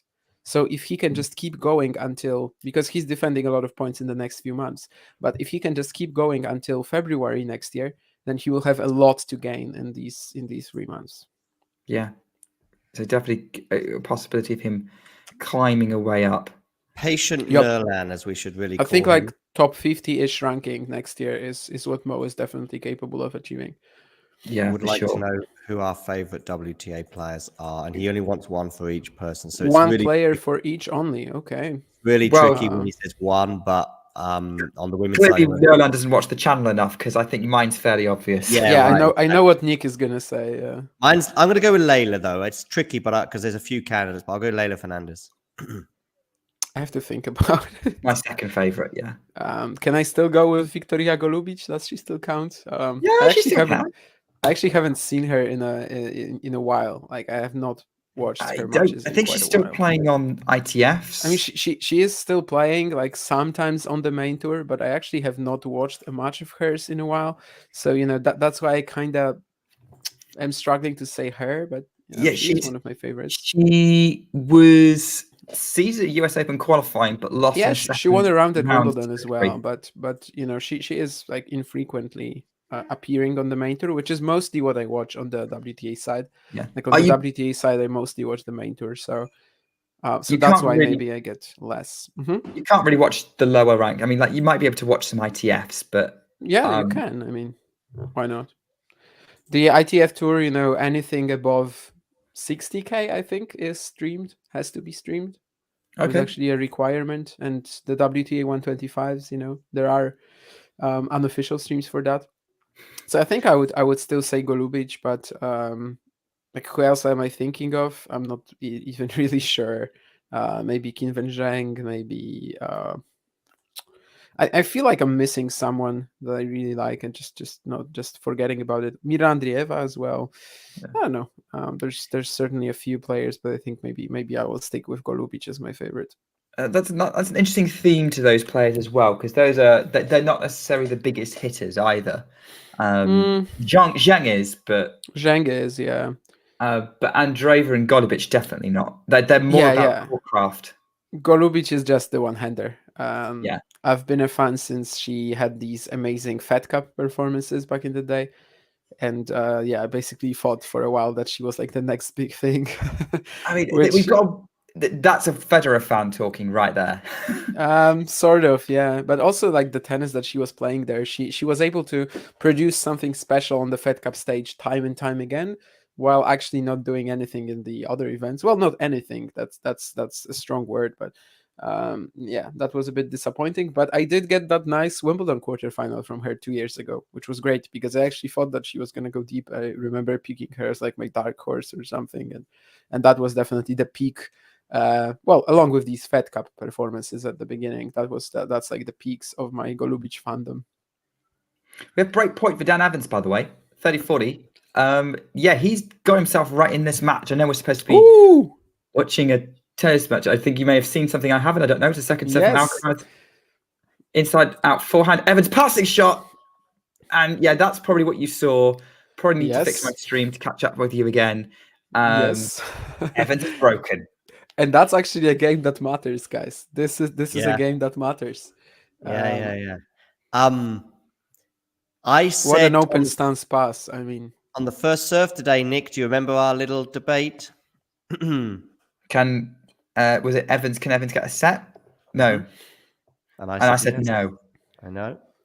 I wouldn't be bringing it up if I was right now, but Evans might not win this set. He's Nick, I'm aware that you need 6 games to win a set. Good. I'm just checking because otherwise, I think maybe you may have prematurely said you've won some of those matches. No. I would have said no, by the way, and I still stand by it. But certainly a good effort for him to clinch that game. And Jake what is a shot to do it with. Mm-hmm. Jake is saying that Draper's looking weary in his match against Mo. That's the danger, yeah. That's the danger, because I think if Mo can just sort of make it to 5 somehow, He was he also should making be him the work one. in the first set as well. Even though he lost that first set, he was certainly making Draper work, apparently. Yeah, and also Mike Mo, I think this year he has already came back. Yeah, he has already come back from 2 sets to love down twice, so that would be a third one. Jake, Ghosty doesn't even appear at his local shop. So making him he hasn't left his state, I'm sure. You know that ghosts can't appear in the sunshine, right? Or is that Indeed, vampires? yeah. No, it's vampires actually, but I'm sure you never see ghosts you never hear of, I think I saw a ghost the other day. It's always like at night. It's never like, maybe in my garden, yeah, maybe. But it's not normally on a Saturday. I wasn't playing football. What? I wasn't playing tennis. In your and I saw a garden? ghost. I'm now playing concerned football about where not. John and Damien live. It's always I at haven't night. I have never seen a ghost in my garden. That I can tell you. Zinedine Zidane said that he came out of international retirement in 2005, I'm going to say, because he saw his grandmother at the bottom of his bed. And she told him to come out of retirement. So he did. And of course, a year later, he was headbutting an Italian, Marco Materazzi, and getting a red card. I don't know if that was part of the story that the grandmother was predicting. But yeah, there we go. Are you gonna secretly root for Svitolina to beat Pegula? I don't know why I would have to be secretive about it, but I'm actually gonna want Pegula to win this one for one reason: the fact that I think this is a great opportunity for her to break that quarterfinal barrier, which would be good for the landscape of women's tennis and for her. And yeah, even if I think she would be probably losing to this in the semis to like Zheng, Sabalenka should be first, of course, in that conversation. It was just random that I put Zheng ahead. But yeah, even if I think she will probably be losing in the semis, I really want her to break that block. Yeah, I would. It's gonna be an interesting match for me to watch because on the one hand, I'm going to want Pegula to win because I like being right, but I also am going to be wanting Svitolina to win because I think the story that's kind of building with her and seeing the improvements she's put in would be amazing. So I wouldn't have to secretly root for anyone. Also, Nurlan, great taste in tennis players. Yeah, funnily enough, recently I got the idea that Nurlan is actually like not really that big a fan of Świątek because it seems like every time he has a bold prediction, it's about Świątek, just losing to someone 6-3, 6-12. He's one of those pessimistic fans. That's what it is. Perhaps, yeah. Nurlan and bold predictions do come hand in hand. He only appears as well for as long as it's going well. So, for example, Cincinnati final, he was there at the beginning of the chat to announce that Carlos is crushing Novak today. This is going to be easy. Midway through the second set, told you so. Didn't hear from him again. He was pretty close to pulling this off. Today he said that Buskova will win 6-2, 6-2 against Jabber. So let's screenshot that and remember it for later. Alcaraz has broken back, by the way, for those who are wanting to know what's happening in the tennis. Tennis is irrelevant. None of this matters. Okay, well, clearly David's decided to go existential. This is what happens when you start drinking. I'm about to finish my first Radler. And me too. I think this will be my only, but technically I am also about to finish my first Radler. I think yours is a 330 mil, right? What, sorry? 330 mils, not 500, right? Your Radler. It's not half a liter. No, it's 400, yeah. 400? Yeah, 400, yeah. What are you doing in Poland with this weird denomination of... Is it denomination? Anyway, whatever. It's for me, it's either 330 or 500. No. We have these beer drinks. I guess they often are 400 in a bottle. In a can they're 500. In a bottle, what is they're the 400. Polish beer that I'm familiar with? What are the famous brands in Poland? Tyskie, Żywiec. Tyskie, yeah, I know that one. Yeah, I had some Tyskie sunglasses actually given to me because I filled out a questionnaire about a year ago. It was in Germany, and they were like, "Would you like some free beer?" I was like, yeah. Would you like some sunglasses? I was like, yeah. So you got to fill in this questionnaire. I was like, I'm down for it. Ask me whatever. So there we go. Welcome to Babbling Beer. What was the questioning about? Sorry, the questionnaire. Probably about how often was I familiar with the brand? When was the last time I saw it? How often do I consume So it? that was when you were in Wrocław, or No, it was just- actually in Germany, in Cologne. just I in remember I was in a Germany? park Okay. in Cologne. And these sort of promotional people were just wandering around the park handing it out. So in Wrocław, they have their own beer, right? There is actually a well-known brand, which maybe is called Wrocław something or... I also remember honestly in don't know. Wrocław seeing... So it might be just sold in Wrocław and like not in any other part of Poland, maybe. because I don't. I remember don't know what you're seeing talking women drinking beer through a straw in Wrocław, from the pint glass through a straw. And I was familiar with this in the UK as well in the 2000s. I would say it was quite a big thing. And women would, or people, but women perhaps more than, were doing it in the UK to get drunk quickly. Okay, because you're sort of apparently taking in less oxygen. So I suggested to these Polish women in this bar, which I still remember very clearly, Setka. Setka is the name of the bar in Wrocław, and it's not far from the Rainek. Anyway, so Okay. I said, "Oh, you're doing this to get drunk?" No, we're doing it to be more ladylike. They said. What the hell is this story? I found it hilarious how you said like you were talking about them drinking from that straw, and it was Yeah. like you were describing, I don't know, an elephant in a zoo doing something. Well, yeah, there was some animal sort of elements to it. Setka is 100, by the way, like 100 in like a diminutive form, so it's about Oh, it's like 100 it's not century. Is it century? century is no, it's something Okay. different, but it is 100 years, of course, century. Yeah. But setka would be more commonly just 100 of vodka. John, I resign. I'm going to a more professional stream. Go to it. Go for professional. Talk tennis. No, I don't think it's not the tennis thing. It's just that went on some worrying tangents at the moment. It did sound at one point that you were commenting on how usually it might be for women to drink beer, and I was like, I'm getting concerned here about this man's No. attitudes. This is a very fuzzy picture, so it's not great. But that's the bar in Wrocław. Nurlan is the conversation. Look, there's not enough room for 4 egos on this stream. What is that on the screen? That's the Setka bar. It's not a great. The Setka bar. Okay, It's the bar Setka on the corner of this street, which was very near the hostel I was staying at the time. I just stumbled across it, basically. By the way, in tennis, Dan Evans just had a great chance to go for 2 breakpoints, but he actually missed the last volley. But it seems like he will have more chances, or will he actually? Oh, Alcaraz misses this forehand sharp angle inside out, and we have a breakpoint for Dan Evans yet again. Yeah, Evans trying to restore the break that he had, given that Alcaraz broke straight back. So he's in a. So yeah, Evans is trying his best to maintain the set, but Alcaraz is doing his very best not to let him have it. I know nothing about Dan Evans' tattoos, to be honest. It's not one of those things I kind of look into, really.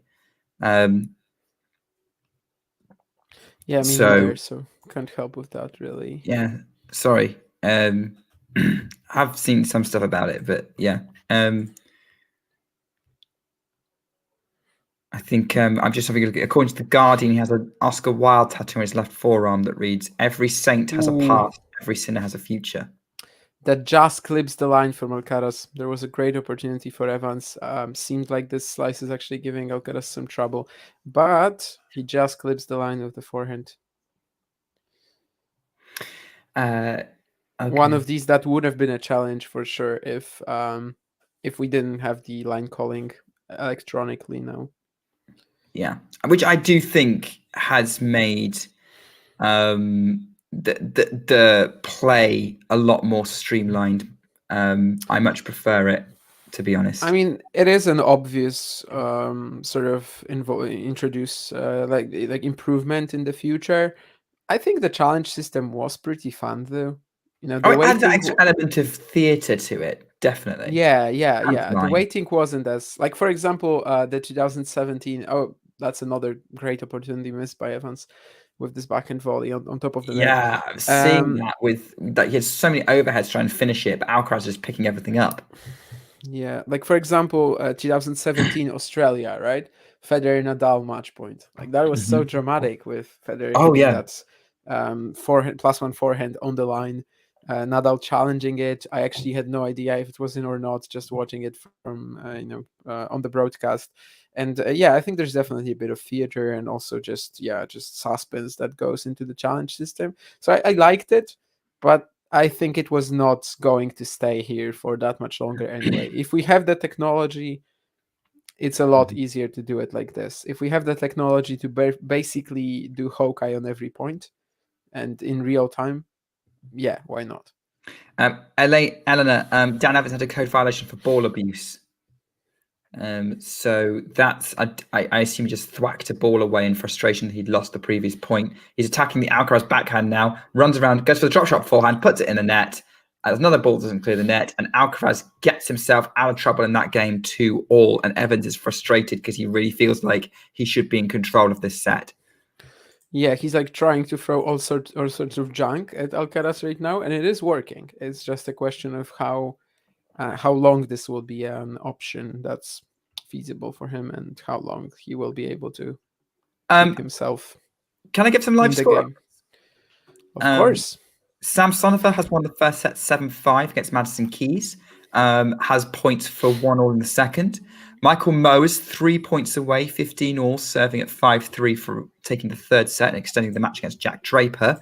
Arnaldi is a break-up 4-3 against Cameron Norrie.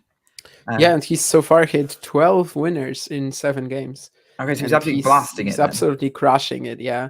He can do it, of course, against Ruud, for example, in Madrid, the famous one. He was just absolutely crushing the forehand. And I Was think it that's Arnaldi? that's the sort of tennis that he needs to play today, probably. Yeah. Norrie is definitely, we were talking about, Norrie being an upset, but as a seed, he is pretty vulnerable, really. I mean, he's not Yeah, playing with absolutely. great form. Yeah, I thought it was Kokinakis beating him So did I. at this sort of stage. I But was of course, surprised Kokinakis lost round 1. Yeah, it was such a massive fail here. But Arnaldi or Fields, one of these guys, or Greek Sport for that matter. I think I would have had Greek Yeah. Sport beating him as well. Yeah. Yeah, I had Heeksport actually making the 4th round and losing to Alcaraz.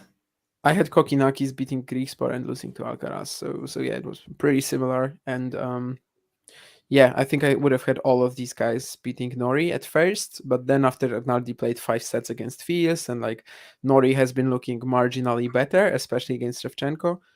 But that's just some very uncharacteristic errors from Nori now here in this game. So what matches do you have in your screen at the minute? Because you've got more than one on by the sound of it. Well, right now Arnaldi Nori, I'm sort of watching Alcaraz Evans, and then I'm swapping between the other the other matches. Yeah, I was watching Mo Draper for a while, but it seems like this set, I can basically skip it and come back for Mo's the next got one. that point, by the way. Jake has joined the pun time. It's pun time for Jake because Michael will be looking for Mo of the same if he wins this set. Well done, Jake. And in the second round, he made sure that John Isner plays no more tennis in his career. There was a good one. I think it was from Jake the other day with Zhu. I can't remember what it was now, but it was a good one. Zhu shot the sheriff. There we go. That was good. Yeah. It's 30-all between Evans and Alcaraz. It was 15-30 on the Evans serve, but Evans got a nice sort of backhand slice volley to win that point. My stream might be about to go down. Evans serves an ace. No, he's missed it. So Eleanor's saying that she had Feast beating Arnaldi and Norrie to make it to round 4. Very much a possibility as well. Greek Sport feels 50-50. And that's how basically I viewed Fields Arnaldi as well. Mo has that set, so it's 2-1 Draper. But is the comeback on again for Michael Mo? Break point for Carlos Alcaraz to take control of the second set against Dan Evans, who's put a forehand long ages ago. He's coming up to serve now. So we'll have a look and see if Carlos Alcaraz can get a set and a break lead. Here we go. Evans serves out wide, misses. Yeah, that was clearly long. So according to Jake, the crowd wants Michael to give them Mo. Hey, and my stream's gone down, so I've got no idea what's happening in this match. How now. did you know your stream was going to go down before it did, Nick? Yeah, I wanted to ask the same. Like, what are the So, signs of a there stream was- that's about to There go was down? like a loading sign over the front of it, but it was still playing the Okay. picture. But that's usually a sign it's going to go. So I just need to reset it. That sounds fair, yeah. Alcaraz basically, I don't know if you saw that, but Alcaraz missed a return to. Yeah. to get I no- didn't get- see it. I've get just them to seen deuce. Stan Evans stepping up at Yeah, deuce. it was certainly very makeable. He was trying to step into But it. Evans is about to gift him another break point. Okay. That I have not seen yet, but yeah, I that is a gift. That is. Yeah, a I was gift, going to say, I yes. don't normally say things ahead of time, but I wanted to say it on this That is occasion. definitely a gift. Yeah. Yeah, Oh, that you've is seen a it now as gift. well, Nick, yeah? Yeah. And Okay. So there's we've now lots got of John, gifts then coming Damien. Arnaldi's way too at the moment, and he has 3 set points. I think he's won like the last 15 of the last 17 points or something like that. Okay. So we've got some critical points coming up. Yeah. Oh, never mind. I think you're about to see. I think you might. You can update us on Arnaldi and Nori because it might take a while. Yeah. Another error from Nori. That the last 2 games were absolutely piss poor from him. So really not great from Nori at the minute. By the way, the Tsitsipas brothers are making it competitive with the second seed in the men's doubles, Dodig and Krajicek. Dodig and Krajicek had to win the first set 7-5, which isn't surprising because I would have thought in that matchup the seeded pair would absolutely crush the Tsitsipas. And that's the break. That's the break Yep. for Alcaraz. And he's No just been surprise there at all. past something So to consume. the scrappy defense, scrappy, remember scrappy, Yes. is basically an option for just a short amount of time usually. Unfortunately for Dan Evans, it's not really something that he can keep using and winning and win 6 games in a set. Carlos is about to take something that's been given to him by his team, and this is something that we know is going to be doing the rounds on social media from a certain fan base in the next 24 hours, I'm sure. I mean, to be fair, everyone goes after Djokovic for getting stuff. Yeah. Like That's right. Yeah. Another certain, I would say the same there. A certain fan base will go after Djokovic right now for just nonsensical reasons because he's being given some sort of juice. But John, tell your Rafa fans to calm down. Yeah, they are equally odd, let's say, and equally desperate, and they don't need to be. As I did a show with Jamie at the end of last year, and I was like, why are these? What's wrong with these? They've won 20, 22. How many Grand Slams do they need? And why are they concerned about a guy who's got 1 Grand Slam? And I don't know. And I said to Shrihui sometimes, what are you doing getting involved in these arguments with people? Why do you care? I mean, listen, when Rafa won Australia, I was the happiest, but still people are not happy. Rafa fans, I mean, and they're fending off, comments from John. Just when you've just won, the second time for Australia, which had been a long pursuit, if you like, don't just ignore it. It doesn't matter. When Man United win, I don't care what Liverpool fans think. We're lucky or we should have had a red card. It doesn't matter. It's when we're not winning that of course, I'm getting annoyed and trying to find narratives that suit me. But there we go. There you go. It's because there are some people who are easily riled up as the Djokovic fans are trying to suggest that what Nadal did was not so special, and vice versa when that happens. Oh, of course. Oh, yeah. It's always the case. But back to this thing with Alcaraz. I mean, the Djokovic fan base are nuts about the coaching situation. Oh, he wouldn't be anywhere without Juan Carlos Ferrero. Oh, dearie me. Where would Djokovic be without Marian Vaida? Yeah, but I think he'd still be pretty good. I think, well, in case of Alcaraz, we don't really know that, right? Because Ferrero sort of had to find him when he was 14 and bring him up. But, that's not an argument in any discussion, really. Why would that be somehow... I mean, they've also talked about the on-court coaching situation and Alcaraz. Okay. Yeah, it's just silly.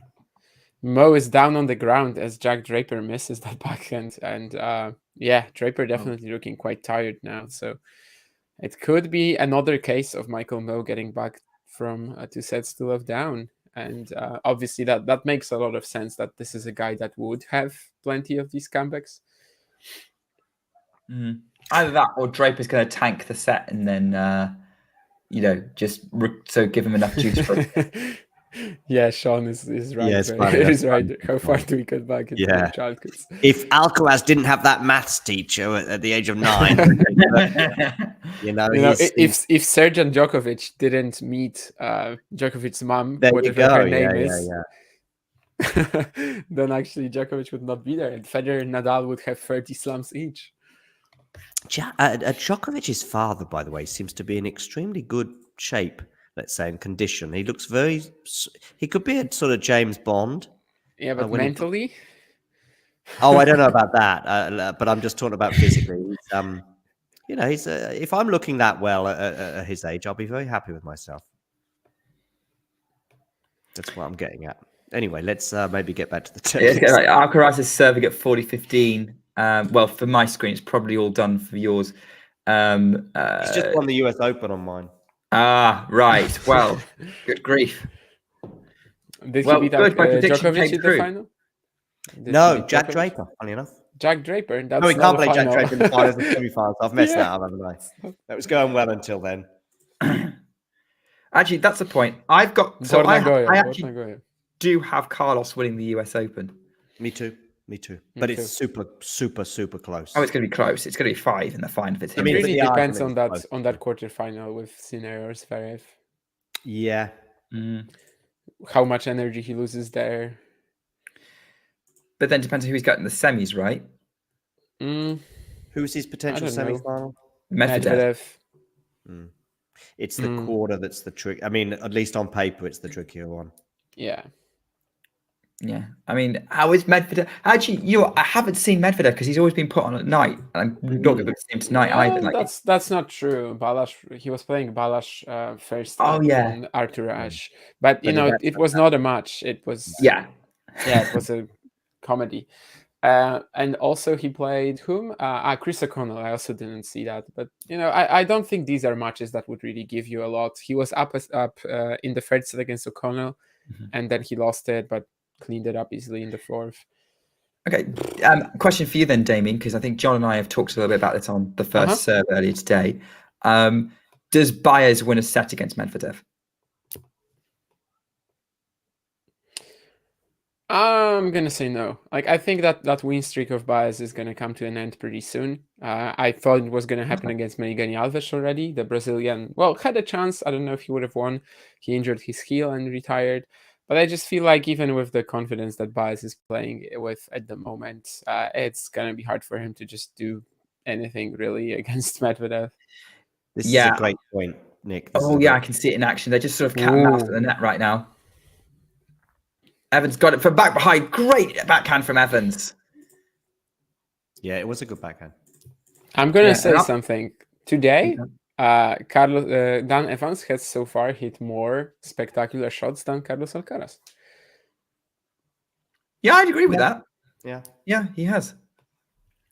But it does not matter. I'm not massively surprised. No, how often is it, apart from Carlos Alcaraz, how often is it that the player who hits the spectacular shots actually wins the match? I mean, often it suggests you're in big trouble, doesn't it? If you're hitting spectacular shots because you're on the, on the run, or you're in trouble during the rally and you're having to pull it out. It's not sustainable, as it was highlighted during the first 2 sets between Medvedev and Nadal in Australia a couple of years ago. And that was a classic example of how Nadal could have been bageled in that first set quite easily.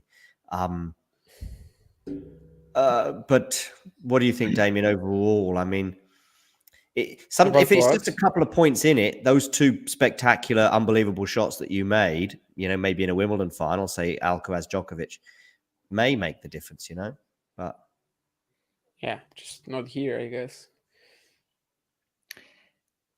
As part of the shot goes wide from Evans, it's 30 all.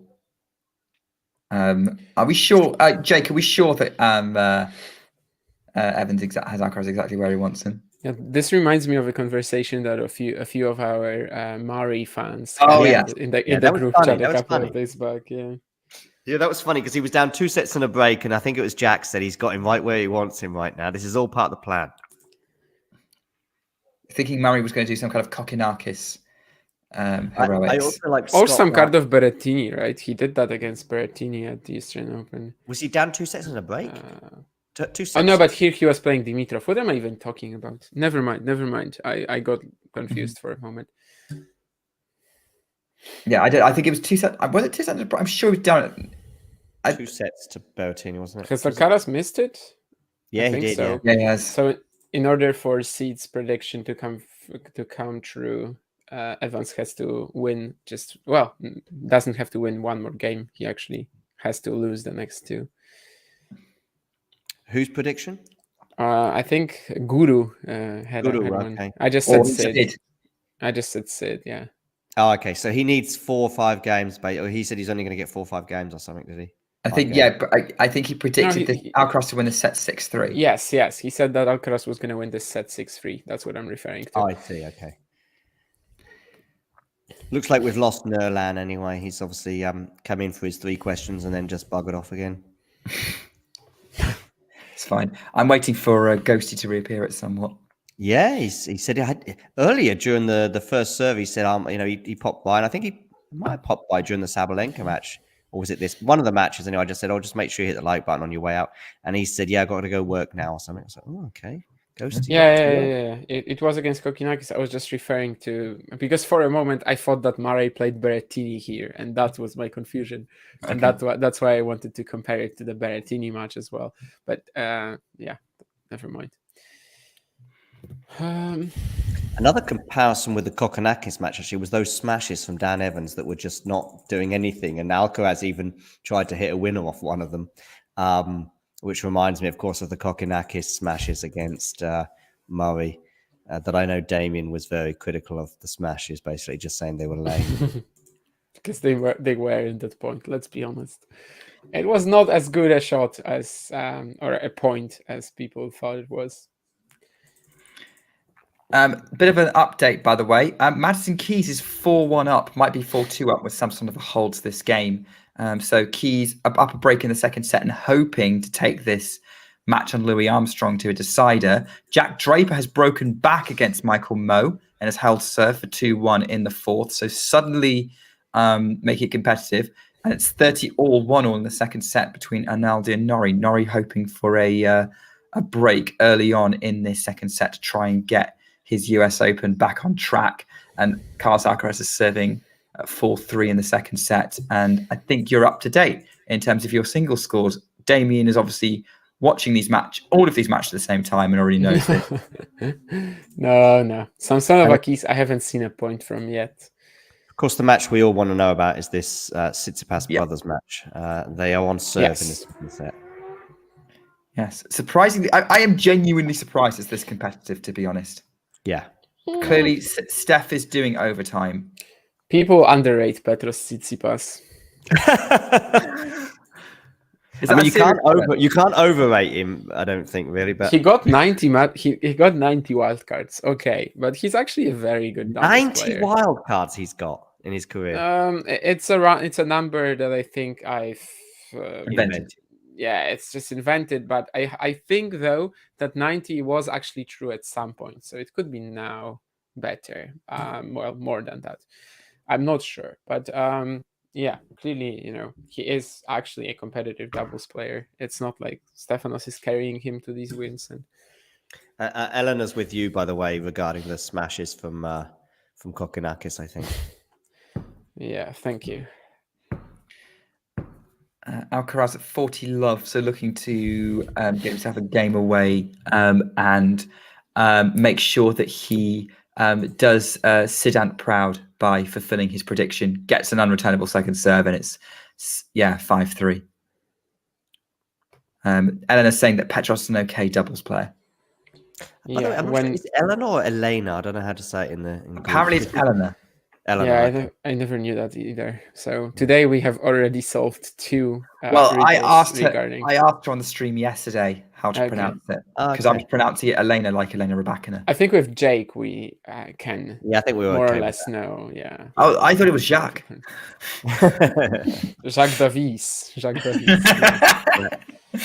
Like Villeneuve. So yeah, we're all doing good. So yeah, Evans coming out to serve to stay in this second set. He looks a little bit. I think he's just trying to acquit himself as best he can, given the circumstances at this point. He's pulled off some fun. He's given us some fun moments. I've enjoyed sort of him scrambling around and running around and seeing the net plays produced. He's definitely, tried not to give Carl's any rhythm, but Carl's is just that good. They can deal with it. Carl's net rushes on the return. It's love 15. I love the way Nick says, given the circumstances, and you're thinking, oh, wind and rain and all sorts of maybe dodgy line calls. You mean he's playing Carlos Alcaraz? Basically, yeah. He's doing the best he can, given he's playing Carlos Alcaraz. And I would say the same thing if he was playing Novak Djokovic. Novak would be a better chance for him, I think. Yeah, I do too. Yeah. Yeah. I think there was a comment earlier in the chat. Scrappy defense would actually be a lot more effective. Yeah, I mean, rightly or wrongly, somebody in the chat said that Novak might not be able to deal with the slices quite as well as Carl. Yeah. No, definitely not. Yeah, I think Novak would be the first to admit it. It's just a play style thing. Rock, paper, scissors, basically. Yeah, but sadly, Evans was drawn in the top half of the draw and not the bottom half. Although having said that, how do you think? Do you think Evans would have taken Djokovic to 5 sets and Jere would be getting crushed by Alcaraz? No, not really. 5 sets is a bit of a stretch. I just think it would be more competitive. And Jere Alcaraz, I also think that's a reasonably tough opponent for Carlos. Maybe. Just maybe. I think. I mean, look, it looks like at the minute Jere is a tough opponent for a lot of players. Given he's got himself back in the top 32, he's got a string of results. He's a really nasty competitor and definitely quite admirable what he is doing with, I don't want to say little talent because that's not really true, but definitely not a game that sort of stands out to you at first glance. Evans trying to come to the net to finish off. Alcaraz just runs everything down, hits it right at Evans. Evans puts the backhand volley over the baseline, and it's 30-40. Carlos Alcaraz has a set point to again get this double break, seal the set with a double break. It's given Evans was 2-love up at one point in this match. It's kind of gone south from that point. He didn't win the set then. Sorry? He didn't win the set, of course. No. We may have got a little bit ahead of ourselves there. And I think someone's gone long. Actually, that point gets replayed for some reason. I don't know why. Okay. Yeah. So that point that you're just talking about, weirdly enough, got replayed. So I don't know if there was something from the crowd or some music got played or what was the music? Joe. Cotton Eye Joe, exactly. Cotton Eye Joe, exactly. Yeah. Oh no, it's back. I think it's served Pagula right though. So yeah, Pagula won the match in the end, and the tournament. So and the tournament, yeah, and they played it when she won the tournament as well. It's like they played it Yes. shortly after she won it. Yeah, and she said that people are now calling her Cotton Eye Jess. I think that's kind of died now. I think it probably got old after a couple of days. Yeah, probably not anymore. But so what time was Jere versus Novak on in either Central Europe or UK? Was it like 5-6 o'clock this morning? Was it? yeah, morning. It was after which women's match? Goff Mertens, right? Goff Mertens, yes. So I think Yeah, so it would be like 4 a.m. our time, 3 a.m. for Nick. when it started, but obviously when it started, yeah. Hmm. So how long was it then? Because Eleanor's saying that she watched the last 2 sets. Yeah, basically it would be around 8 a.m. That's interesting because I was waking up at like 8:10, 8:15. So it finished at 8 o'clock. For us, Central yeah. European. Yeah. Yeah. So it would have been 7 o'clock for me, which is a little bit too early for me on a Saturday morning. Yes, Sid, we were mentioning your prediction We when it was were, for free. yeah. Still close to going in. Are you guys glad that summer is finishing? No. Yeah, I don't know. It's okay. I don't really mind either way. The only thing I don't like about summer finishing is that soon enough I'm gonna have to like make some important life decisions, and I would like to delay that moment still. So that's the only thing I don't like. But generally speaking, I don't care which season it is. Oh, really? It's tennis season all round. You know, it's tennis True, but season. I like Yeah. summer. Only December we don't really have tennis. And at least Love that the passing shot tennis. from Alcaraz to Me set up too. another set point. Reminded me of one I hit early on today, actually. It was quite similar. Maybe Carlos saw it and take inspiration. What was the score in your match earlier today, John? We won set all because Oh, yeah. yeah, we were I lost the first set 6-1, I won the second set 6-4. And what we've decided to do is, there was an option to just do a deciding set tiebreak in terms of the time that we had available. But instead we decided to just turn it into a 5-set that will roll over into another day. That's good for you, right? Because at your age, I think you could struggle with 5-set matches. We did play a 5-set match. We did, and I've got a very, very healthy win-loss record against this guy at around in 5 about, sets as well. Wait, at around about 90%, 90, maybe even 95%, I win basically. So how did you drop the opening set 6-1 then? Well, wait. No, he's improved. So it's now, if it was over the course of just over a year of playing each other, it's let's say in terms of the sets, I'm winning 90 to 95%. He's turning it around now. It's now 64. If you just looked at the last 6 weeks, it's probably like 60-40 because he's improved a lot. But we did actually, for once, on a one-off occasion, we will try and do it again, just to play an actual 5-setter in the same day, in the same afternoon. I won the first set 6-4, but it was close, as the scoreline suggests, and then went on to lose in 4 sets. See, you're ahead of me, John. I've never actually played a best of 5 match. Yeah, I wasn't gassed. I was fine. I could have gone on. Don't worry about that. I've done marathons. I've played matches that were like 4 sets, and I won all 4. But we weren't initially intending, for them to be like this. We just sort of got to the court and started playing. You just played. You played all 4 sets. You mean? Yeah, we just started playing, and like how many sets we feed in, that's gonna be exactly. okay. So I think if I'm talking about like just sitting down and okay, we're playing a best of 5-set match, then probably not really either. I'm not sure if it's you won all 4 sets. So, here we go. Talking this set point, great lob from Carlos Alcaraz. Tweeter from Evans. Carlos just digs the volley at the overhead over the net. Evans can't run it down. Carlos Alcaraz has a 2 sets to love lead, 6-2, 6-3, and Sedant is correct. And yes, Trihari, Evans was 2 games to love up in set 2. Yeah, Alcaraz turned it around very quickly. Well, I say very quickly. It was a very scrappy set to start off with, but once Alcaraz sort of held serve for that 2-all game, because Evans had break points to get that break back, get the break back in front. Looks like Evans is going off court, by the way. He just took control, and they're just showing the stats at the minute. And yeah, apparently, according to the US Open stats, has only made 5 forced errors this set, which is interesting. By the way, around the grounds, it's going with serve in Mo Draper 4th set and the second set of Rublev and Nori. Samsonova is trying to force Keys to serve out the second set. Give us an update on the Tsitsipas doubles as well. The Tsitsipas doubles is still also going with serve in the second set. It's 30-15 to the Tsitsipas brothers, serving up for 3-4. Good to know.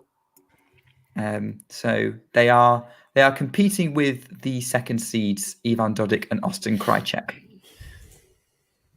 Live stream commentary. That's what people are here for. They want to hear the doubles. I mean, if you put Tsitsipas on the stream, you might get some views, right? You mean Tsitsipas on the stream along with us 3? Oh, yeah. Pavlos Tsitsipas, I feel like could come on. the show. That's who's who's Pavlos? Oh, that's the brother. That's the brother. Yeah, sorry. the third brother. Yeah, Well, there's a Oh, third brother. Third brother. the third brother. Yeah, Petros is the one who's Petros is playing that brother, doubles and then here. the father is. I was actually in June. I was introduced to Petros Tsitsipas, which was quite a feat. You know, it was a beautiful moment in my life. You It got was introduced to literally who? just to Petros Tsitsipas. Okay. It was literally just someone else saying, "Hey, do you know Petros?" And we exchanged a handshake, and that was basically it. But still, that was really beautiful and one of the best moments of my life. No doubt. Yeah.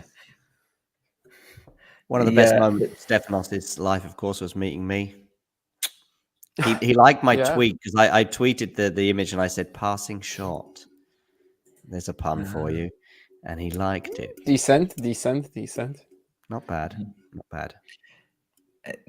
Even made even more impact on him than the day he met Paolo Badosa. Yeah, Arnaldi seed. I mean, I maybe underestimated him a touch because so far he's just really come out with a very aggressive mindset, and maybe he can actually hit through Nori this way. We are yet to see if he has the stamina to do it today, but so far absolutely looking like the better player, and Nori not really maintaining his round one form. I did not see anything from his match against Su. Madison Keys has taken the second set to level at 1-all with Ludmila Samsonova. Second set 6-2. We are going the distance on Louis Armstrong. Stan Wawrinka and Yannick Sinner will have to wait a little bit longer. Either that or this is going to be a very quick third set. Who knows? But if that's... is that a match that you're looking forward to, Damien? Stan Wawrinka versus Yannick Sinner? I wish I could say yes. But with the two matches that they've already played this season, I'm not very optimistic, to be honest with you. What happened in those two matches? Yeah. I mean, nothing. Sinner just won both of them, like losing, 4 or 5 games? Okay, so not competitive. Yeah, not in the slightest. 6-1, 6-4, 6-1, 6-3, actually. Okay. Which tournaments are they? One was Monte Rotterdam and Indian Wells. No. Okay. Oh, both hardcourt as well. Okay. Yep.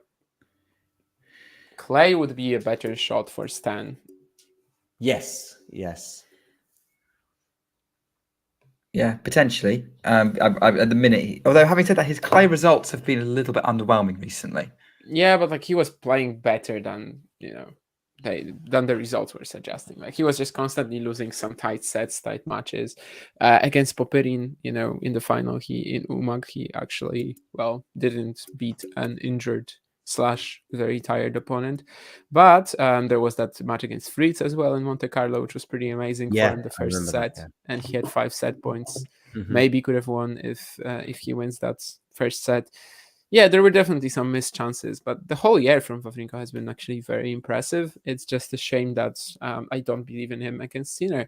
Just think Sinner is, too fast, too quick, too pacey. Like just the combo of hitting that is probably a lot more dynamic even than Stan's, and the youth of Sinner. That's gonna be tough to stop for Wawrinka, I think. He was brilliant against Tiafoe in Cincinnati for Wawrinka. It's a match I saw of his, and he was just Tiafoe couldn't live with him. But that's 2 sets. Yeah, and then he played an awful match against Max Purcell. Right, there you go. You never really know what you're gonna get when a player is 38. It seems it's also the same when a player is 18. Like when you're young and when you're old, the performances just the A game and the B game start to sort of it becomes harder. Like it's both hard to reach your peak for one reason or another. Or at least sustain it over 2 matches, for example. Yeah. I think they still reach their peak like reasonably often. It's just they cannot sustain it over a whole match, over a that's a better way of looking at it. Yeah. Thanks, Nick. I have no problem with saying that you're right. No, I argue with you a lot, but that's what I'm here for. Evans is serving at 30 love, gets it to 40 love with an ace. and it's so he's got points to make it 1 game all in this third set. I'm disappointed that Siddhant has not given us a prediction for how this set's going to go, because that's just not giving Carlos Alcaraz enough of a target. Clearly. No, by the way, I'm just fine. I'm just fine. Don't you worry about me. It's a marathon, not a sprint, Nerland. He's had a shandy. He's fine. I basically Carlos is not delivering because I said 2 shandy. I'm basically finishing my second one. Jack Draper, by the way, had break points in the game against Michael Moe. I don't know if you're still watching that, but looks like Moe saved it, and it looks like it being a long sort of 6th game of this 4th set over on Grandstand. Keys took the second I'm watching it, but he did not have a break point. Did you not? I thought I saw a break point for Draper. No, I mean now I saw he is 15-30. going to have it now. Oh, okay. But before that he did not actually. Clearly, I don't know what I'm talking about. Well, this is huge because I mean he needs to probably get this done in 4. Yeah. Right now that break point that he has here, and he's looking very pumped to try to take it. We'll see if he does. Yeah, I think okay. So we're gonna cover Moe versus Draper. I've still got Alcaraz versus Evans on just in case anything happens. But Moe Draper's where it's at right now. And wow. Clearly, Draper did not convert, but I don't know what went wrong there. Yeah, my stream lagged, to be honest. Worst possible time. Yeah. Why is it So such dramatic timing? I will rewind it though, so I'll see what happened in a second. Big forehand winner from Carlos Alcaraz to open. Yeah. Okay, just an unreturned serve. Okay. Well, all that over nothing. Nothing special, yeah. Okay, Siddhant's saying that he thinks Evans is going to get 5 games. 5 games. Ooh. Yeah, but I like it because he's kind of right. Carlos does take the scenic route. He did it against Tsitsipas in the 3rd set in Paris. He did it in the 3rd set against Harris as well. Harris, yeah, he's right. I just still don't think Evans is going to take 5 games, but I like the logic. Yeah. Okay, right. Let's see what we get. See if it's going to be 3 from 3. Actually, did you get the first? I'm sure he got the first set as well. We'll see. Okay, his set predictions at every set. You think he said 6-2 for the first set? Did he? I think he said 6-2, but maybe he was confirming what the score was. I didn't know he also had a I don't remember prediction. I don't think he did actually. I think I'm making that up, and I'm misremembering a comment from something else. It's possible. Either that, or I'm just buttering him up. Don't know what for, but it looks like Alcaraz is well in control of this game. 40 love. Drop shot from Alcaraz. Evans runs in, scoops it up. Alcaraz lobs Evans. Evans gets the backhand overhead, inside out forehand from Alcaraz. He looks like he's just playing with his food right now. Drop shot again. Evans can't get. Oh, did he get that one? No, he did. But Alcaraz puts it away. I thought it was not up, but regardless, Alcaraz won the point anyway, and it's 2-1. 2 identical drop shots there from Carlos, basically. And the second one did the trick. And Draper will have another breakpoint. Maybe this time my stream won't be laggy, although it is being very, very laggy in the past few games. Nurlan with some football hot takes right now. I think he's just trying to hurt John for reason. Look, we won't know until Man United play tomorrow. Yeah, I don't know about the first take, but like the latter 2, I think even John would be willing to agree. First one, you mean Man City, Man United? Well, I mean, to be honest with you. I mean the first one. I'm not gonna have my opinion on that, I think but, like, De Bruyne, yes, over Bruno. KDB over Bruno, it's obvious. Yeah, I would contest the third one. Yeah. Okay. Yeah, but let's win some trophies. Yeah. Anyway, Nolan is clearly trying to tease me. But I think he tries to do it with his new favorite for, I have no idea why. Maybe it's because you just messed up yesterday, Damien, somehow. And Yeah, so now I've been promoted by virtue of the fact that you did something to upset him. Nerland, by the way, the questions that you ask are pretty good. We will try and address them as and when, but he's not known for his patience, is Nerland. It's like, answer my question right now. By the way, but- Jack Draper has just broken with this huge Oh, forehand wow. inside in that was on the line, and Mo cannot get it back over the net. So 4-2. That's a very Jack Draper point from the sound of it. That's a Jack Draper special. Didn't know Chelsea lost to Nottingham Forest today. That's quite funny. Well, given United nearly lost to Nottingham Forest, I'm not surprised. Yeah, Well, but older Jake, but like like Jake longer, but isn't he also a lot older than Rodri? Yeah, exactly. Yeah, but that's actually part of my point as well. I would suggest, Jake, Okay. that the Casemiro evidence over 10 years. But yeah, Rodri's amazing too. Jake is a United fan as well, so Yeah, no. I was panicking a bit towards the end of last season whether we would still make top 4, and Jake was like, "Don't worry, we'll be fine." I think he was doing it in that voice too. I mean, it's written down. But Was it that touch and go whether you made top 4? I was pretty confident. we just started to wobble at the beginning of April, and Liverpool were just on a run of just non-stop wins. In the end, we did it with, I think, a game to spare. I think Liverpool dropped points maybe on the Saturday, and then we sealed it or whatever. Anyway, but it was just let's say we had a 9-point cushion, and it became 3, and it was just something like that, and I'm starting to panic. Nice backhand volley from Evans taken out the air to move to 40 love, by the way. Evans still trying his best. He's still putting off some, as we've talked about earlier, spectacular shots. Nothing scrappy about that one. So as he serves middle of the box, it's a lep, I would say, because that definitely wasn't long. Definitely not long there.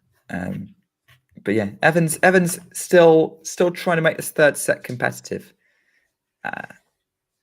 This makes some great points. I mean, not for some reason. I know what it is, but Carlos always makes. I think Carlos could make the biggest pusher of all time look fun. You could have Carlos against Sorribes Tormo, as Damien suggested, is the biggest pusher on tour right now, and I think it could be a fun match. Who would it be on the men's side? Yeah, that's what I wanted to ask. Yeah. Radu Albot. I don't know, maybe. Oh, who's the Spanish guy? Munar? Jaume Munar. Jaume Munar? Yeah, isn't he a bit of a pusher? Maybe, yeah. Munar, I think Munar got a couple of wins over Alcaraz when Alcaraz was much before Alcaraz really. Carvalho used to be up there, but right now he's just so much more aggressive. Munar is, I guess, trying to, but trying. Michael Immer. Well, he's not on tour right now. Michael Immer is. I mean, Michael Immer is more like to be pushed than do the pushing. Honestly, Michael Moe used to be one of the biggest pushers on tour. He did not look like the part, but he used to be for sure. Jack Draper's one game away from a place in the 4th round of the US Open. He's just held serve for 5-2. Very early stages of the third set on Louis Armstrong between Sam Sonova and Keys. It looks like they had a bit of a break. 15 on the Sam Sonova serve. And Nori is going to serve at 4-5 to avoid going 2 sets love down to Rinaldi. So that's your match. That's your matches around the grounds. Jake, I'm glad that you worked out what I was going on about there, as Evans managed to get a point against the Alcaraz serve. So after a run of points on serve from both players, it's now 30-15. Graphic just flashed up on the screen. 37 forced errors each between Alcaraz and Evans. That's interesting. John is, and we are now seeing John's hygiene routine live on Talking Tennis. Is he brushing his teeth? Yes. As Alcaraz goes long on the backhand, 30 all. A little bit of jeopardy for Carlos here. He's making some wow, that's interesting errors. 8 p.m. That's an interesting time of the day to start brushing your teeth at. Maybe John is leaving, or maybe he is maybe preparing for an early sleep today. Yeah, maybe he needs an early night.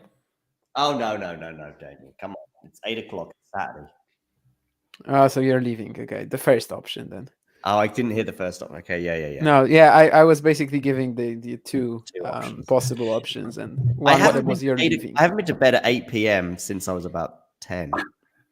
The time will come again, John, in about 30 years. I think I was in Australia, in Bonn. Oh yeah, there were well, moments. There were moments when generally we we were. got to bed Yeah, at I know what you mean, but we were 500 waking up. Carlos. We were sometimes waking up at midnight or 1 a.m. That was certainly Yeah. the case. 1 kinda a.m. had I to think be, that really. that would be already after the start of play, so like midnight usually. Okay, midnight. I couldn't remember what Yeah. time it started. Midnight it starts, on the first days for sure. What time do you have to leave, John? I mean, I should be leaving now, but I've just opened another beer. But in Germany, you can take it on the street quite comfortably. It's almost normal in Germany just to walk around. In fact, if you're walking around on a Saturday night on the streets without a beer in your hand, you might get arrested. You got to have a beer. Where's your beer? They've even got words for it. Fußbier, which means a beer that you're drinking on foot. Wegbier, which is a beer you're drinking on the way, which often be on public transport. Although I think officially it's prohibited, but nobody gives a flying proverbial. Yeah, there we go. We're getting party John already. So I'm basically I'm going out very soon. I'll probably get to about halfway through this beer, and then if Carlos hasn't got it done, I said I would do it at the end of the two shandies, but I'm still here. Let's face it. I think your friends are probably used to you being late due to tennis. That's true. Although tonight it's a gathering for someone's birthday, so I don't know how many people are there, 10 or 20, and so it's like if it was just one dude waiting for me at the bar, it's a different scenario. You know what I mean? Yeah, I know what you mean. So you don't want to 10 stand or on 20 ceremony. people at a gathering. There's a bit more flexibility. Draper is serving for the match, by the way, at 5-3, love 15. But I think Damien already knows this. Yeah, I still have that on. But I'm excited for this to finish so that I can switch over to Arnaldi Nori for a larger part of the match. You can switch to Ronaldo Nori now if you want. Yeah, I just want to see, Serving for the match, though. Yeah, see it through. I mean, actually, Arnaldi Nori is an interesting place because it's 30-all on Nori's serve, so Arnaldi's 2 points away from potentially taking a 2-set lead. Yep. This could be Jaime Munar against Sorribes Tormo, but if one is serving for the match, you tend to stick for it, Not that those two would ever obviously be playing each other in professional tennis, at least. Oh, Battle of the Sexes, Part 4. Battle of the Sexes could be a new thing. Spain. Jaime Munar, Sara Sorribes Tormo. Moratoglu will get on that. Keys has just saved a break point.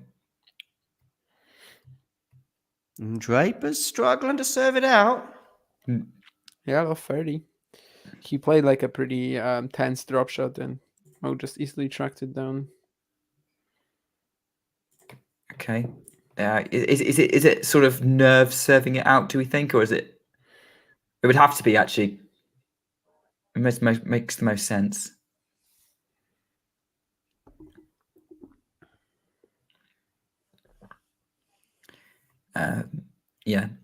Looks fairly comfortable on the Dan Evans serve at the minute, so we'll just sort of bring you what's happening in other matches for a bit. I'm leaving the Mo score on the TV on the screen right now, just because it's such a crucial juncture. It's all about Mo right now. Indeed, I'm not going to spoil anything here, but you get Mo. This return from Alcaraz is just ridiculous. Okay. I will watch this Alcaraz serve because that's the only thing I can watch. So actually, I think there's another stream on, so I might be able to see Draper now. Oh yeah, that's a ridiculous return. I love a good fast serve with a good return. This rally between Draper and Mo is like super long as well. Somebody gobbling up a second serve is kind of can be nice if it's a Alcaraz or Runa aggressive return stance on that, and they're sort of jumping high, but a good first serve return is cool. Arnaldi's got set point, by the way, advantage on the Nori serve.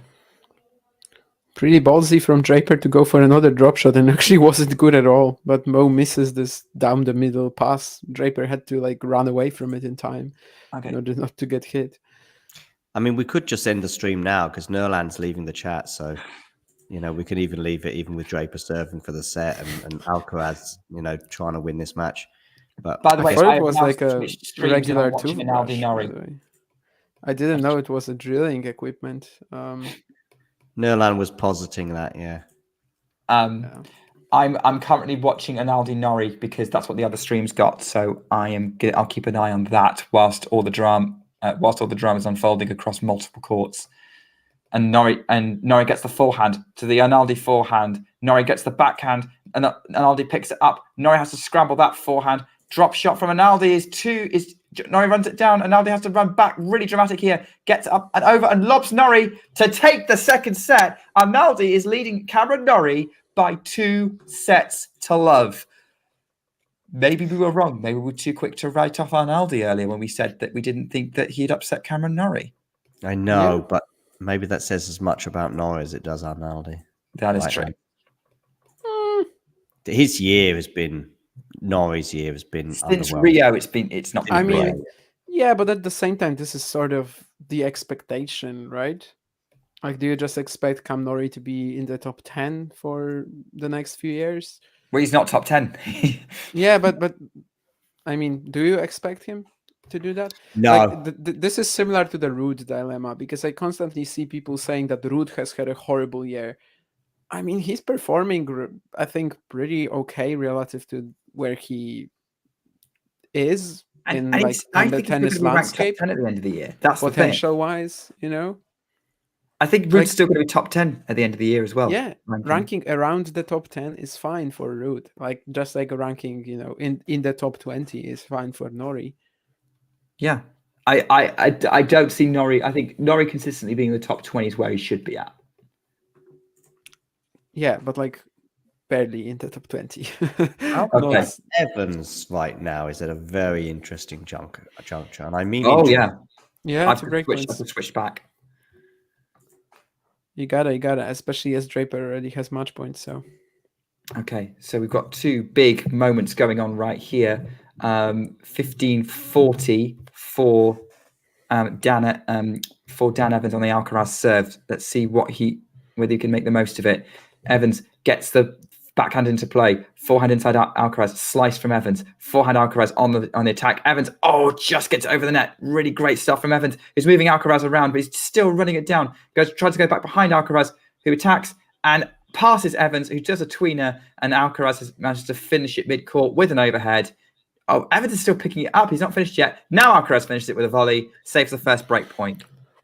And that's dragged Draper into the fourth round, so just one match away from fulfilling Mario's prediction. Wow. Indeed. Yeah.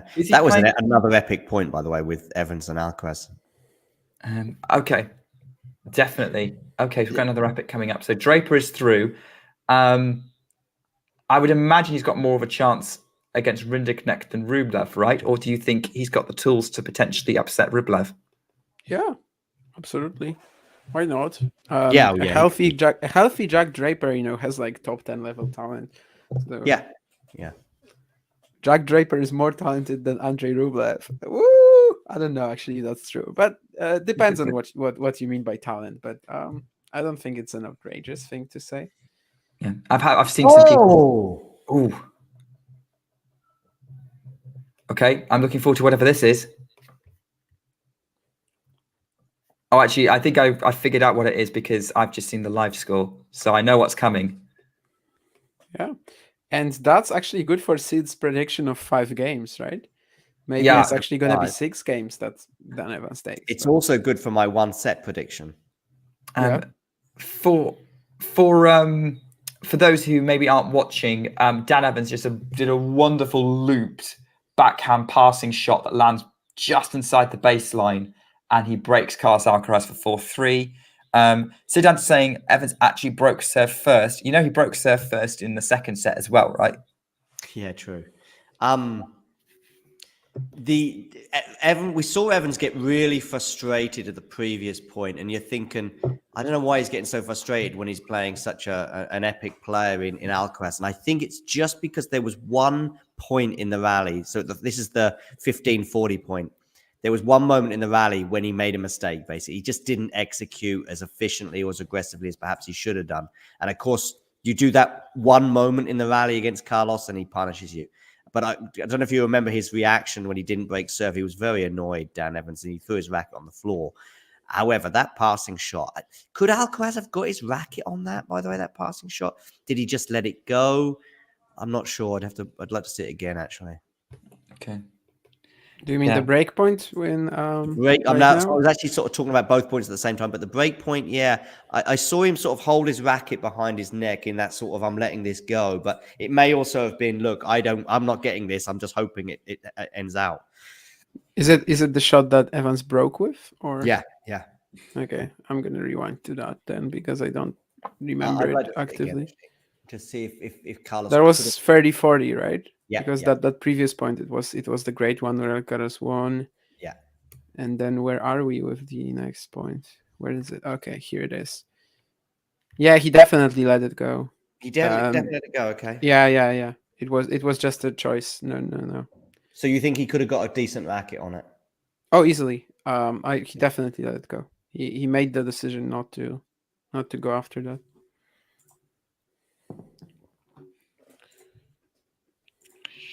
We're into a tie-break, by the way, on court 5. The Tsitsipas brothers are into a tie-break against Dodig and Krajicek. The all-important update that I know the Tsitsi pals in the chat want to know about.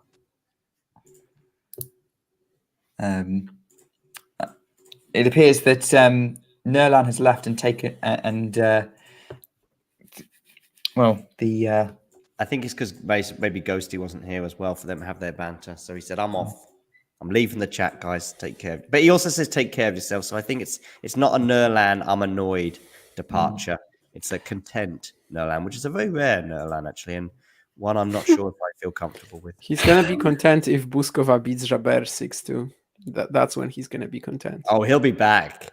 He'll be back if that happens. Yeah. I mean, that's the first night session match. We already mentioned he'll be back somehow. He'll be commenting on previous videos. And this is a very Terminator heavy stream because we had already mentioned Hasta la Vista Baby earlier, and now we are with I'll Be Back from the original. Yeah, there we go. Yeah. I can see you briefly showed the Madison Keys score. Samsonova saving break point to stop Keys from taking control, taking advantage in the third set. The deciding set, as looks like Evans is annoyed with himself for leaving the space for Carlos Alcaraz to hit a backhand passing shot winner. Yeah, he was kind of leaning on the wrong foot there, I think, perhaps. Evans is hoping to consolidate the break because last time we went to break up, he didn't consolidate. Alcaraz broke straight back. Yeah, and by the way, like Arnaldi is just so far not giving Nori the chance to outlast him. So maybe if he can clinch that in 3 or 4, that easily could be a win. I don't know if it matters that much in the long run because he's going to play Alcaraz next probably. But yeah, that's true. Still, of course, it would be a wonderful run for the Italian, especially as he keeps being slightly underrated on hard courts. Well, not anymore, I suppose. Who would Alcaraz rather play, or who would have the better chance of beating Alcaraz, Arnaldi or Nori? To me, it's Arnaldi. I know it's weird, but Nori just sort the of unknown falls into the same. Yeah, and like just good counter punching, but maybe just a lot more offense as well than Nori. Nori for me falls into that same category of like Evans, where on some occasions he can be tough for Alcaraz, but it's like Alcaraz making a mess of it himself, whereas Arnaldi, he could actually stand up to Carlos in some capacity. Although, yeah, if someone wants to argue that Nori's leftiness and just the overall tricky aspect of his game is enough, fine. I think Nori's more of a problem for Alcaraz on clay than because he can't. Alcaraz doesn't. It's slightly harder for Alcaraz to finish the points. Nori can make it more physical. On a hard court, Alcaraz definitely has the advantage in that matchup, especially on courts like these in New York. It's a bit like the Evans matchup, whereas not when it comes to clay, because like on clay, the Evans slice, of course, is even easier to hit through. But I feel like it's similar in that sense that against Nori and Evans, there's that chance that Alcaraz wins the match 6-2, 6-2, 6-2, and there's also a chance that it's going to be a struggle. I've just seen that Alcaraz missed a partnership attempt on Evans. We've got trying to break. We've got another break point. Dramatic moments in this match. Can Alcaraz get this break point and get us back on level terms in this set? Hard to say, really. We will keep across everything as much as we possibly can for you here on Talking Tennis. Serve from Evans. Alcaraz return into the net and break point is saved again, and it's deuce.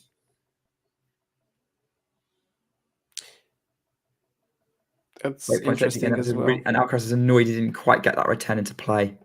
The US Open Twitter account put they posted a graphic with Draper winning, and they said Jack Draper is victorious in the concrete jungle. That's what they call it, right? Yeah. We've got some big points coming up across the board, by the way, because Tsitsipas brothers have set points against Dodig and Krajicek. They're leading 6-3 in the tiebreak. Madison Keys is 3-1 up with a break against Samsonova in this deciding set. And Matteo Arnaldi has just broken Cameron Norrie for 2-love in the third set and looks way in control of that match. Yeah. I assume you switched over to that one now. Yes, of course. I've got Alcaraz Evans and Arnaldi Nori now. It's a breakfast here on Talking Tennis. But let's face it, that's because they put all the Brits on at the same time. Maybe to hope to get the British audiences, because they know it's a big chunk of people watching internationally. Evans has held. Alcaraz goes long over the baseline, and Evans holds for 5-3. Alcaraz is going to be serving to stay in the set, and Sidant is celebrating that Evans has got 5 games. Yeah, but very well, he might get 6 soon, and then is the prediction right? Something is going to break between me and Guru right now, because it's either going to be me with the Dan Evans wins a set, or it's going to be him being right with a 7. Well, it could be Alcaraz winning the set 7-6 as well, and then then no one wins. Yeah. Then it's Alcaraz who wins, actually. That's true. That is very true, Damien. I'm also quite keen for Alcaraz to get this done in straights, because I definitely can't see a 4th set. Are you just trying to stick it out to the end of the set? Yeah. That's what I'll go. If Alcaraz wins or it goes to a 4th, then I leave at that point. Okay, fair enough. Dodig and Krajicek have saved 2 set points against the Tsitsipas brothers, both on the Tsitsipas brothers serve, and now it's a set point. They have to save another set point on their own serve. The Croatian-American combo. Madison Keys, did you say that she's up a break in the third? Yeah, it's now 4-1 because she's consolidated. Very much in control of that. I predicted that she'd win this match. I thought it'd be close, but I mean, I'd be interested to see what other people are saying about that match if anyone's watching it. I don't think anyone's really watching that match, which is a shame. But Keys and Sam, I was expecting that maybe to be a bit closer, but Keys has definitely taken control of it. Seems to like it here in New York. The one thing I like about Alcaraz is he can win in. I mean, it's not necessarily going to happen today, but he can win in straight sets like he did against Lloyd Harris, and it's still fun. I don't find Djokovic straight set wins quite as much fun. Alcaraz, you can rely on Alcaraz doing something entertaining. Either making it sort of unnecessarily close, or more likely he's pulling off some kind of spectacular shot as he goes for an unreturnable service. Now 40-15. It may be his speed as well, and I think it's his aggression, but it's also his speed around the court. So you know he's going to be, and his variety. The drop shots, for example. It's always dynamic. It's always dynamic. Yeah. The Tsitsipas brothers have taken the second set, 7-6, 7-5 in the tiebreak. And they're going into a deciding set on court 5. Is there an upset happening in the men's doubles?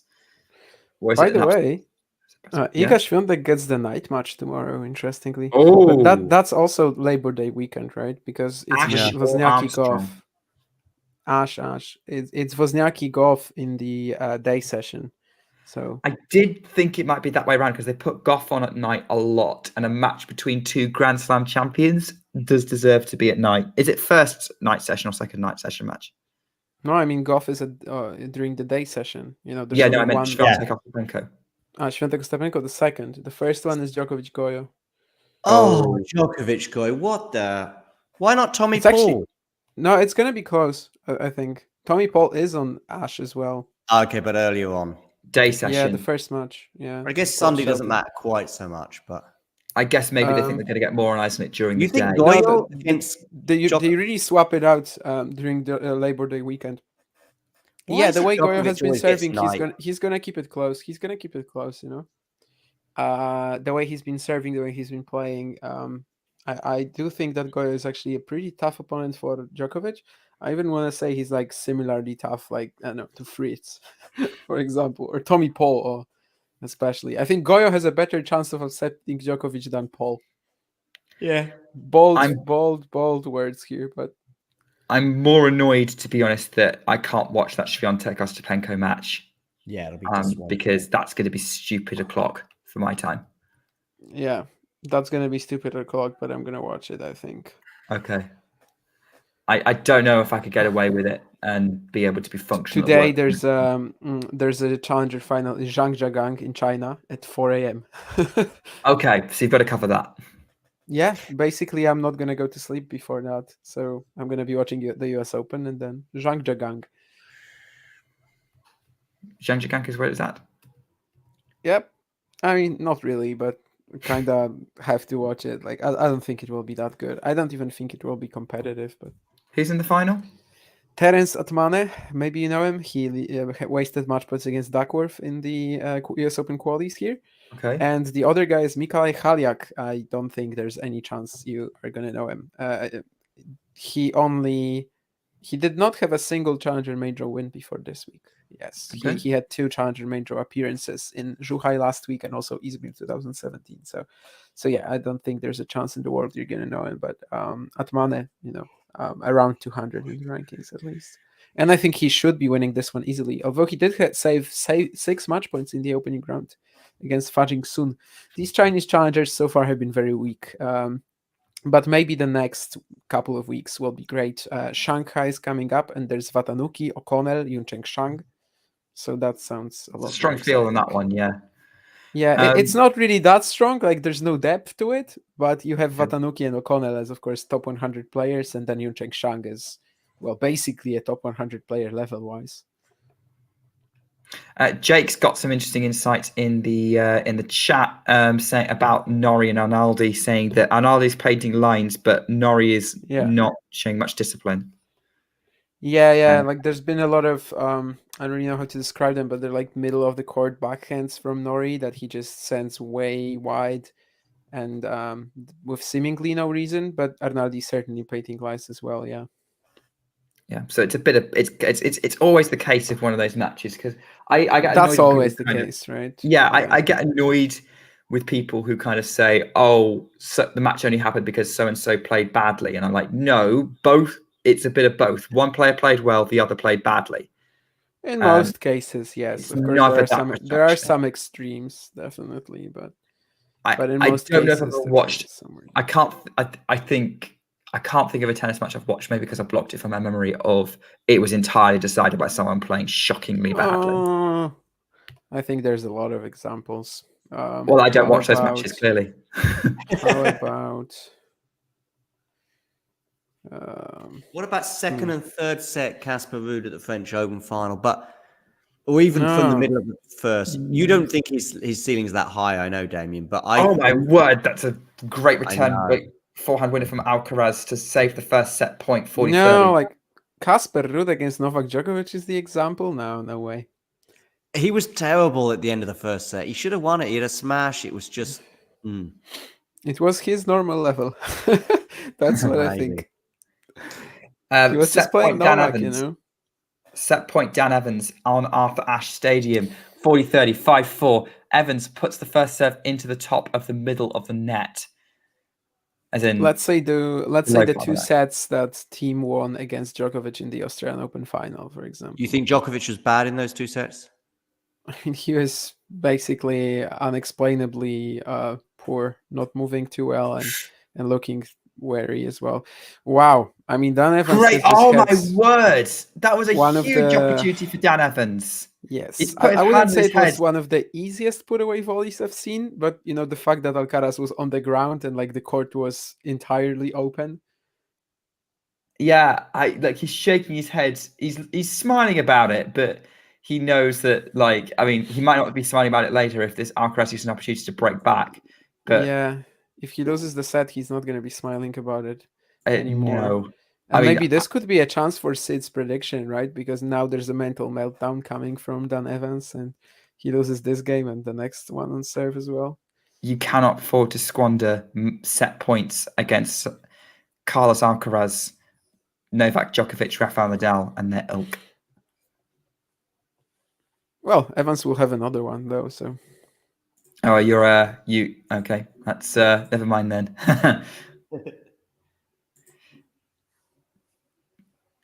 Okay, you're saying Alcaraz there are definitely examples of absolute no-shows, Jake. Yes, I do think maybe that. we're just not good at remembering them because why would you Yeah. bother remembering them? I'm just trying to think of someone who just didn't show up for a final. That's often That wasn't injured. Yeah, they just didn't show up. They just Lizicki against Barty in that Wimbledon final 10 years ago. But he kind of woke up near the end of the match. Bartoli. Okay. I understood Barty, and I was. I like, heard Barty as okay. well. Yeah. Yeah, Bartoli. Okay. Yeah, I don't have like my recollection is not good enough of this match to have an opinion. I think That's another excellent set point save from Alcaraz, who uses his awesome speed to get up and put away a forehand volley. Jana Novotny Uh-huh. from 4-1 up against Steffi Graf was uncomfortable viewing. I think it was 4-1. Years ago now. 30 years ago. Yeah, 93. Yes, it was 30 years ago. Yeah. Random examples, but like Hugo Gaston had a few of these challenger finals when I would say the opponents did not have to play anything literally. Anything involving Bernard Tomic, maybe. Yeah, Jarko Nieminen, 28 minutes in Miami. Zonga versus Ferrer, Roland Garros in the semi-final when he was just flat. That's Jake's suggestion. That would be the 2013 semi, right? Was he that awful in that? Yeah, that's the one I've suggested, Jake. Tsonga had two Roland Garros semis, right? And one yes, was I think he's against talking about the 2013 one. One was against Stan, so the other was against Ferrer. So this is the one Jake's referring to. So I'm pretty sure he's talking about Zonga versus Ferrer, 2013 semi-final. And then he's also suggesting the one that I was talking about, the Wimbledon final between Lizicki and Bartoli. Now I've done it. Set point again for Dan Evans.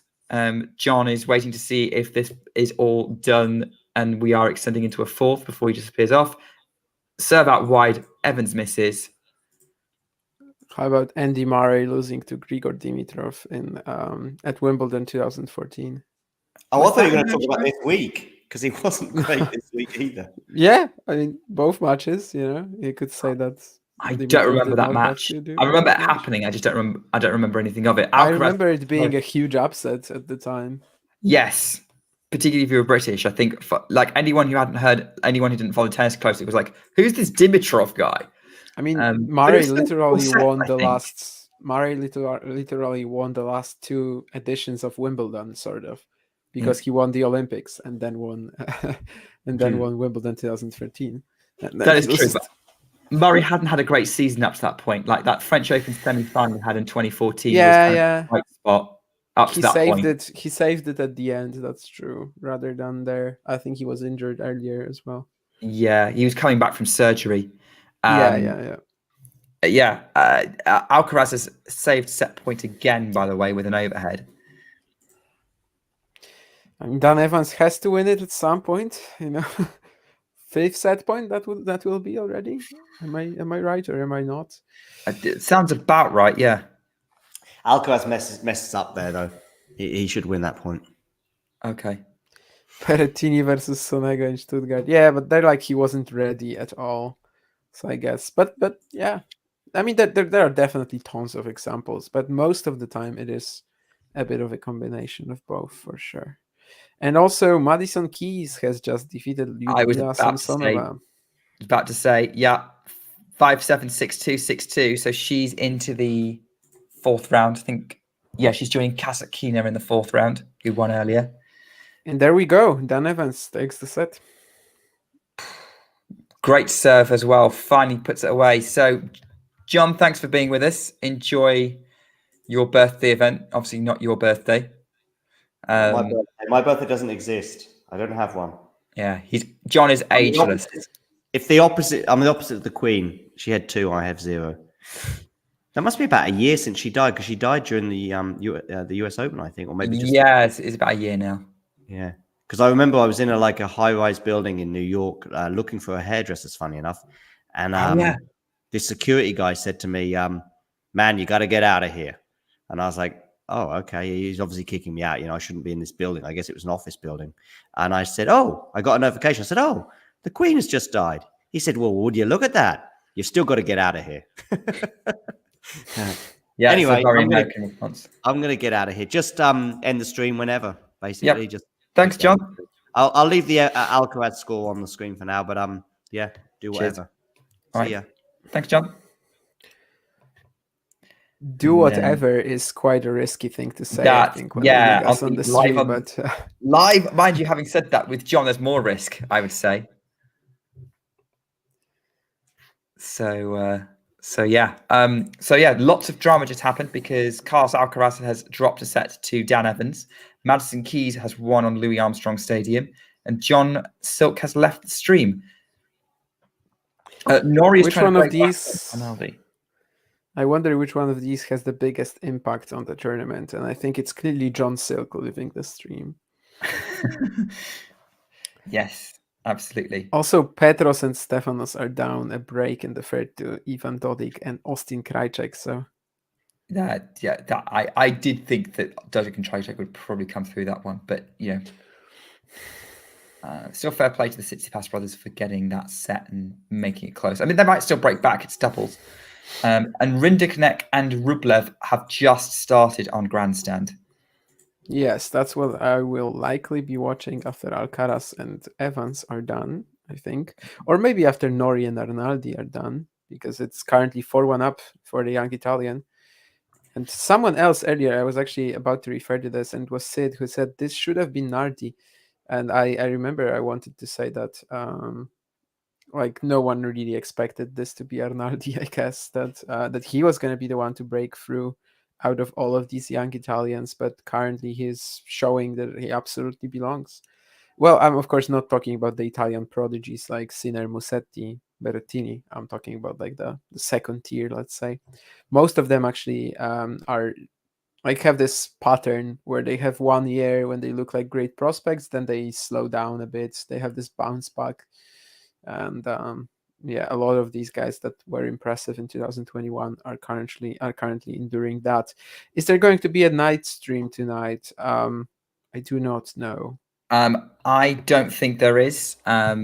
Look at the okay. No, there isn't. Let's face it, Damien. If you're not doing it tonight, no one is. Yeah, I mean, we have some American guys, right, on the group, or do we actually? We do, but most of them at the US Open. Like Vance is working at the US Open. Well, remotely, but yeah, it's true. And working for the US Open. Probably can't do streams still. And Isabel is at the US Open. Anastasia is at the US Open. She visited one of the night streams yesterday. So yeah. Nori's father follows Jake on Twitter. That's interesting. Keep saying nice things about Cameron Norrie then. Oh, Evans trying to net rush Alcaraz on the return, but it doesn't work. He's passed.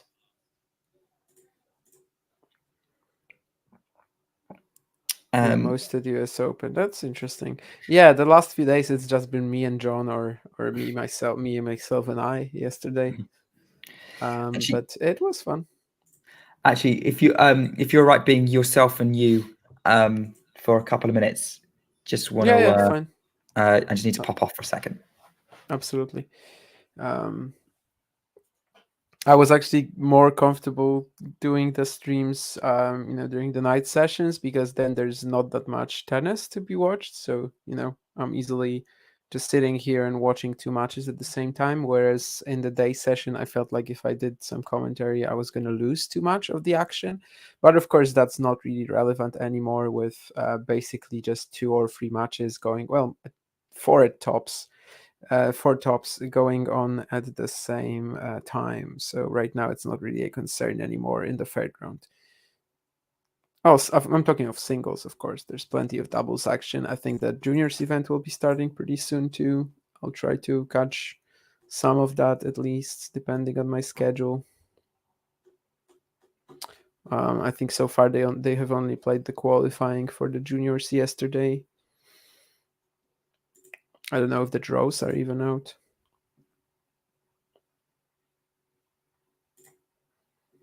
Oh, they are. Demin is the top seed on the boys, I guess I should say. I have to check where Berkieta landed. Budkov Kier, then Frushina or Zhang. Ooh, of Darwin Blanche in his third round. That's pretty rough. Not a fan of this draw for him.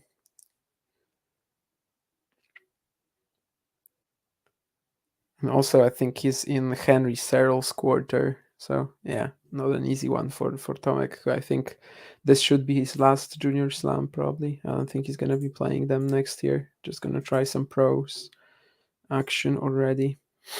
Ale Evans, says Dalina. We'll see how Dan reacts to winning this set. So far, Alcaraz won the first game and right now tried to attack the return again. This is a play that we've been seeing from him the past 2 or 3 tournaments, right? Quite a lot. This, as I think we coined it earlier, this sort of chip and charge without the chip approach, where he just blasts the return and rushes the net instantly. This time it did not work, as Evans finds this nice angle on the forehand pass and Alcaraz can't land the volley. Arnaldi just 2 games away by now. 4-2 up and serving, although he lost the first point.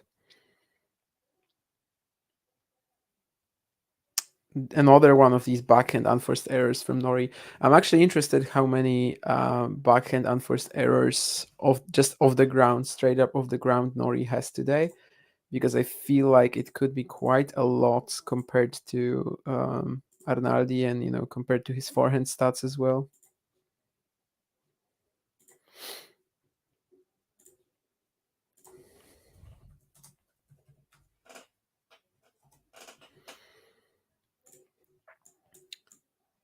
Dan Evans should be holding here though, 40-15. And I think, in fact, he's just held because I spoiled it for myself on another scoreboard on the US Open website. But what I was about to check with Arnaldi Nori is the backhand unforced errors. Well, Nori doesn't have a single backhand winner and has 11 unforced errors, which compared to his forehand's ratio of 7-9 is definitely quite weak. He also has 3 approach shots, backhand unforced errors. So that's basically like 14 missed backhands off the ground. He does have 2 winners off the pass, though.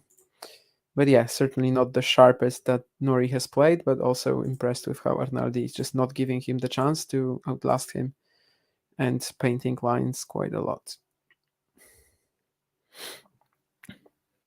Speaking of painting lines, yeah, +1 forehand from Arnaldi, just beautiful. So very close to a 5-2 lead. Yeah. This is going to be, Arnaldi, despite sort of maybe So what is he? 22 now? Arnaldi, yeah. Yeah, No, he's- actually, yeah, 2001 born. He is 2001 born for sure. Yeah, this is his best.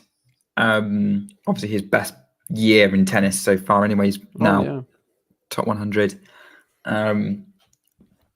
Is going to be into the fourth round of a major for the first time. So great Yeah, result.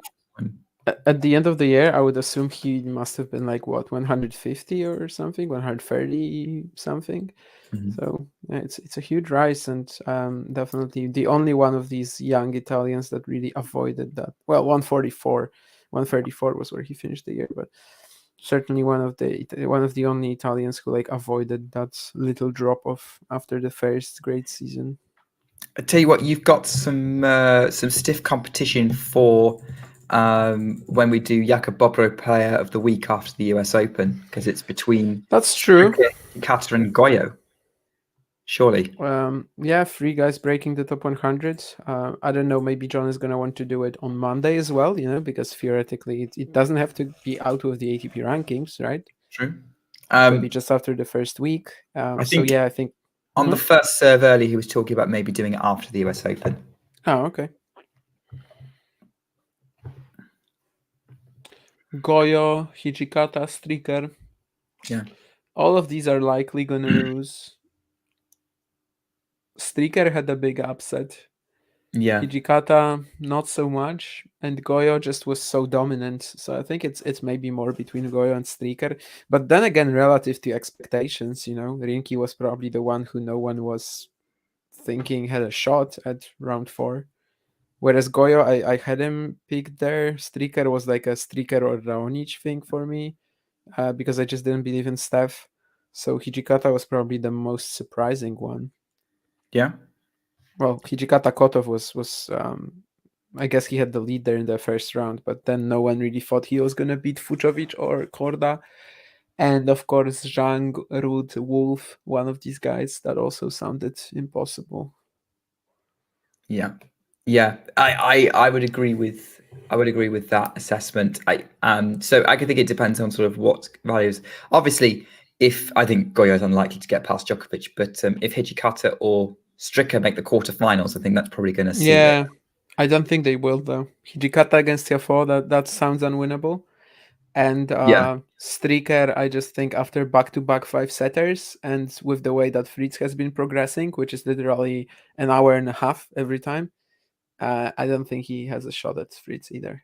Yeah, I think Fritz will make things a bit too difficult for. He could in an ideal world, like he could in a situation where he doesn't have 6 matches already in his legs, and also 4 sets against Popyrin, 5 against Tsitsipas, 5 against Bonzi. Yeah.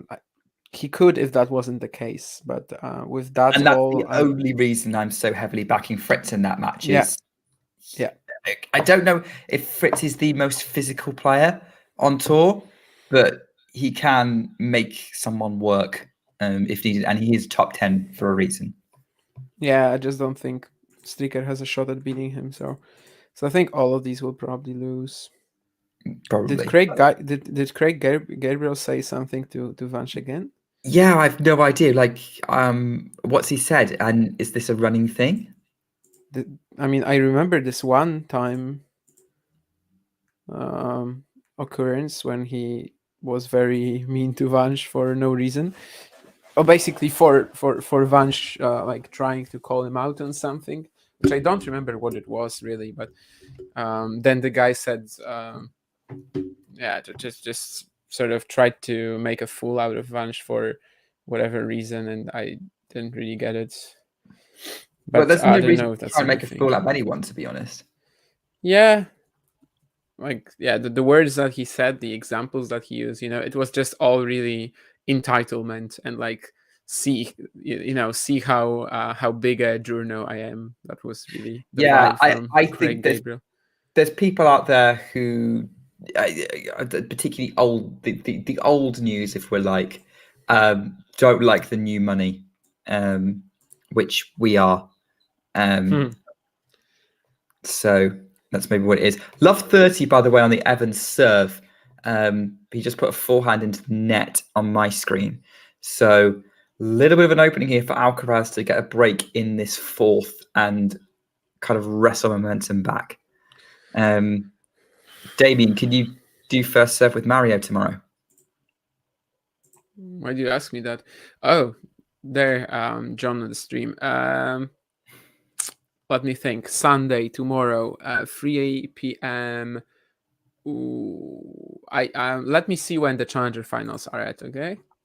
Yeah. That's a bit of a, because there's also Como and Mallorca later on Sunday, and if they're not interfering with that, well, Como is at 3 p.m. But if we do the first serve at 3 p.m., then I still have a lot of time to catch that, and I could also watch it while doing the first serve. And Mallorca, it seems like it will be later in the day. So yeah, let's do that for sure. Okay.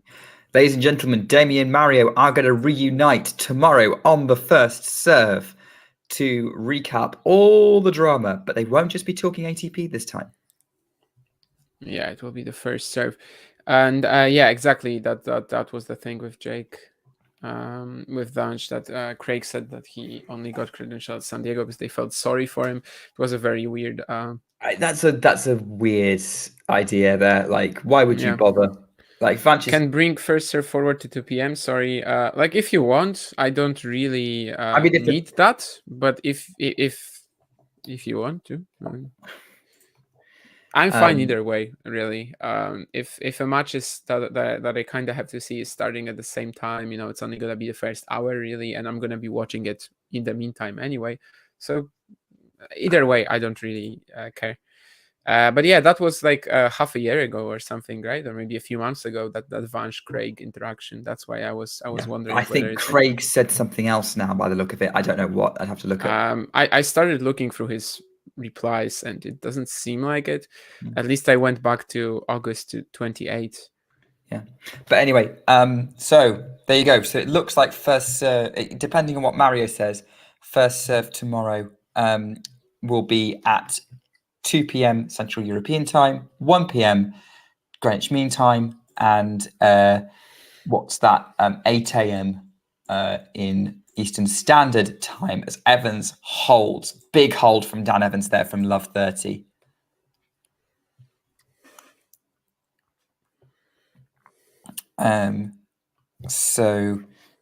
Yeah, there we go. But around the grounds, by the way, Dodig and Krajcek still have a break on the Tsitsipas brothers, and it's 30 all. Maybe they got a double break. Rinderknecht and Rublev are 2-all. And what's happening in Arnaldi Nori? We are 3 points away from the end of the match. And that's a backhand error from Nori. I don't know if this one is actually forced or unforced. That's a bit 50-50, but 30-15. I was talking about backhand errors from Nori earlier. That's why I'm mentioning that. So yeah, April, says Jake. Yeah, that Craig guy is just a nut. Like, let's not interact with him, I think, because let's face it, he's probably not coming on the show. Yeah, I hope so. Well, at least not worth listening to, I think. If anyone really who's like this sort of level of entitlement, when it comes to accreditations or something, like he's talking as if I think wasn't the bust up over the fact that Vanch called him out for asking a ridiculous question.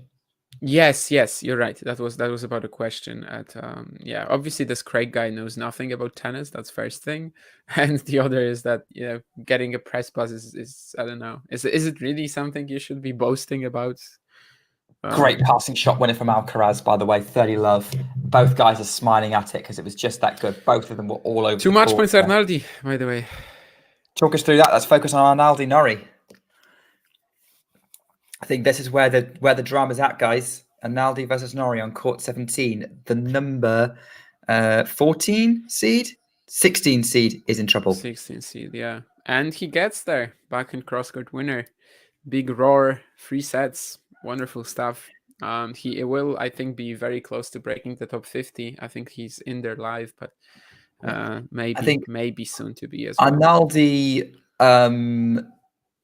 Arnaldi's going to be relieved about that as well, because given he had a bit of a marathon with Artur Fils, he wasn't probably not expecting a match with Nori to be that straightforward. So that's going to help him out a lot. I'm just looking at the lives now. Arnaldi was Arnaldi is now in the top 50 live ranking on 999 points exactly. So he's playing the winner of this match that we're watching now, Alcaraz Evans.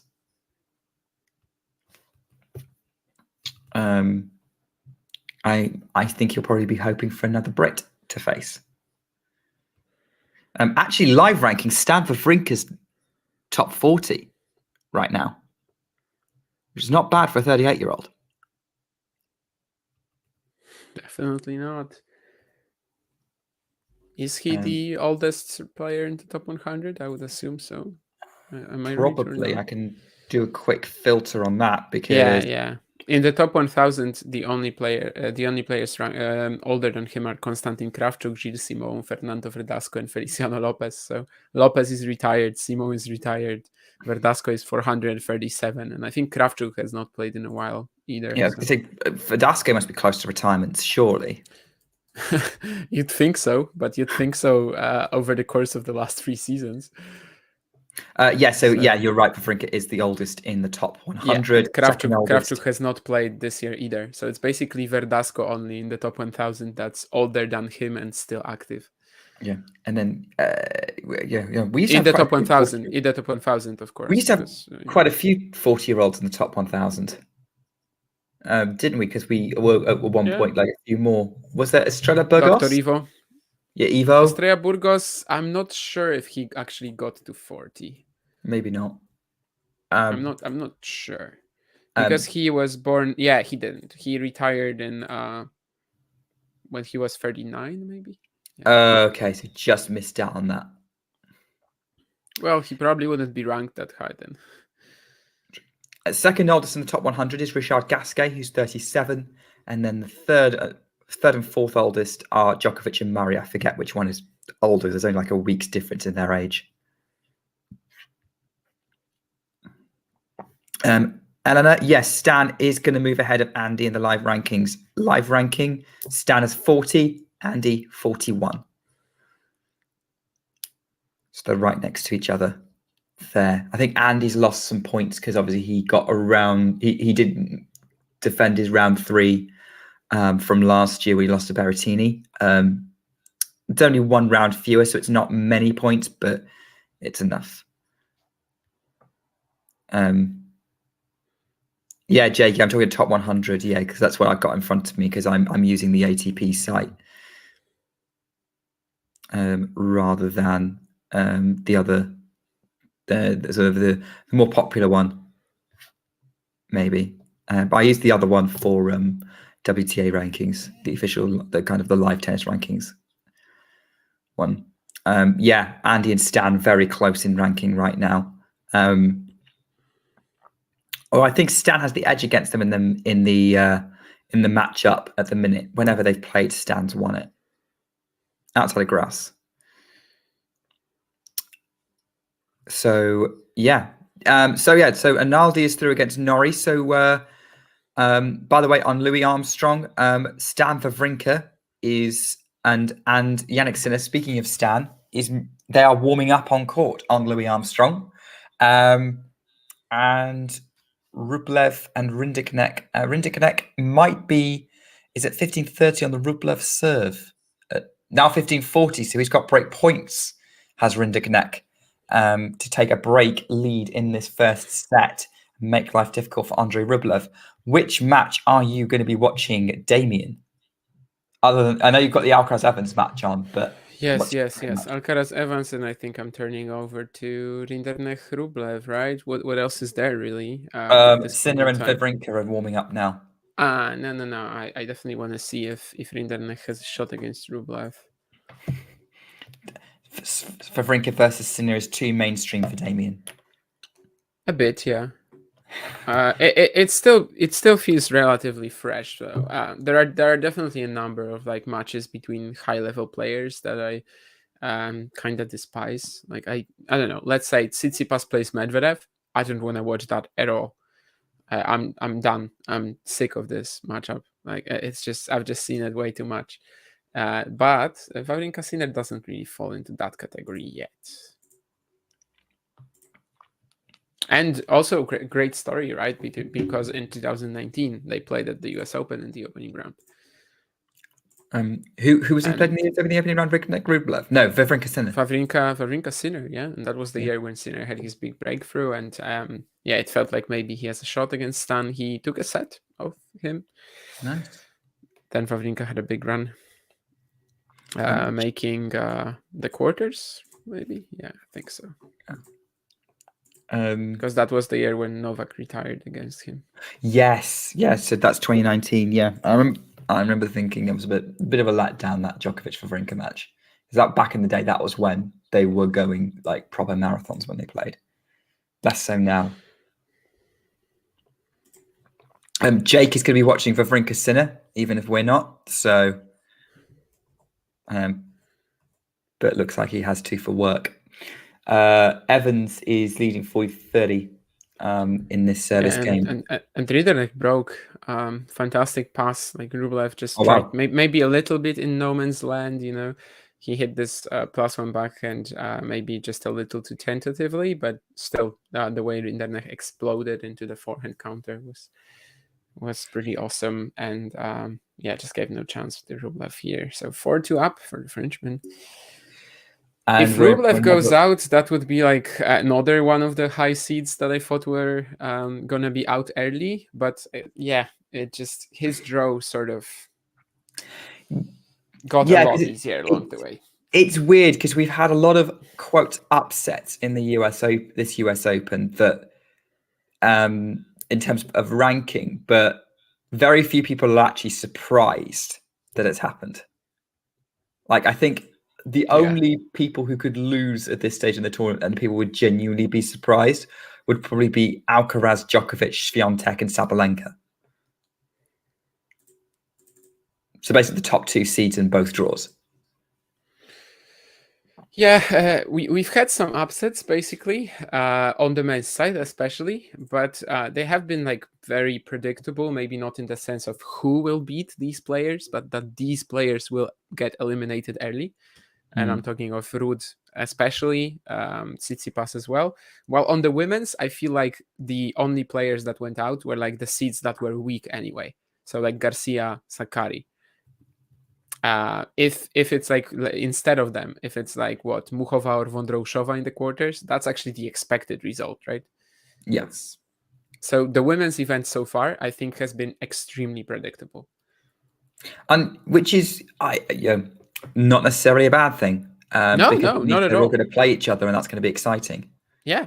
And on the women's side, because I don't watch it as much, I feel like I am not tired of any matchups, basically, just because I don't watch it as much. And yeah, that's I just feel like it's been very, very predictable. Like you rarely get something like this, you know, just looking at the fourth round, for example, Świątek Ostapenko, exactly what everyone thought, you know, Goff playing Wozniacki, but unless Wozniacki wins it, like which at this point it would actually be meaningful, right?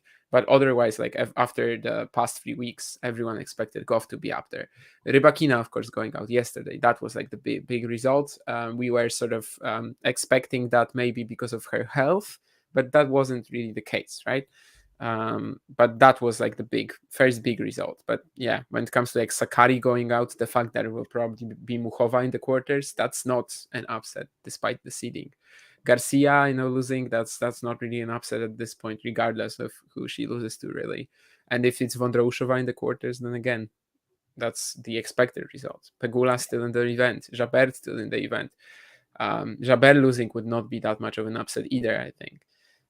And yeah, of course, Kasatkina, Sabalenka, the 2 highest seeds in the fourth. So yeah, on the women's side, I think this has been extremely predictable. Maybe Rybakina Kirstea was like the first result that is actually meaningful in the long run in terms of just the whole event. Illness, Jane, the disease, the viral issues that are going around definitely plays its part in some of these matches. But I think the only real like meaningful result for the tournament that the viral illness like played a part in so far, this was Hurkacz against Draper, right? I'm not saying Hurkacz would have beaten Draper for sure, because Jack is clearly healthy, and like this was the only reason why we were overlooking him. And still, like Hurkacz never had a shot because of the illness. Jabeur pushing through despite being ill. Who else was sick? Well, Rusuvori going out, Team. not even showing up. Right, that was a result that was actually meaningful. Team against Shelton. I guess you could have two opinions there, right? Whether this was actually relevant or not, whether he was losing that anyway. I don't know. Well, they're in a very open section of the draw where you can imagine. Did Carlos land it? I think he did. He did.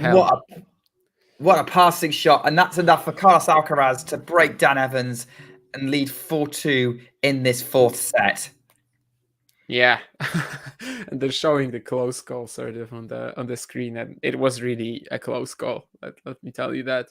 What a shot. I mean, having said that, we've been saying that a lot about Carlos Alcaraz today, to be fair. Like, look, he runs it down, loops it up, and... Okay, even earlier I said that it's actually Evans who's delivering most of the highlights. That's true, yeah. I feel like here Alcaraz made up for that.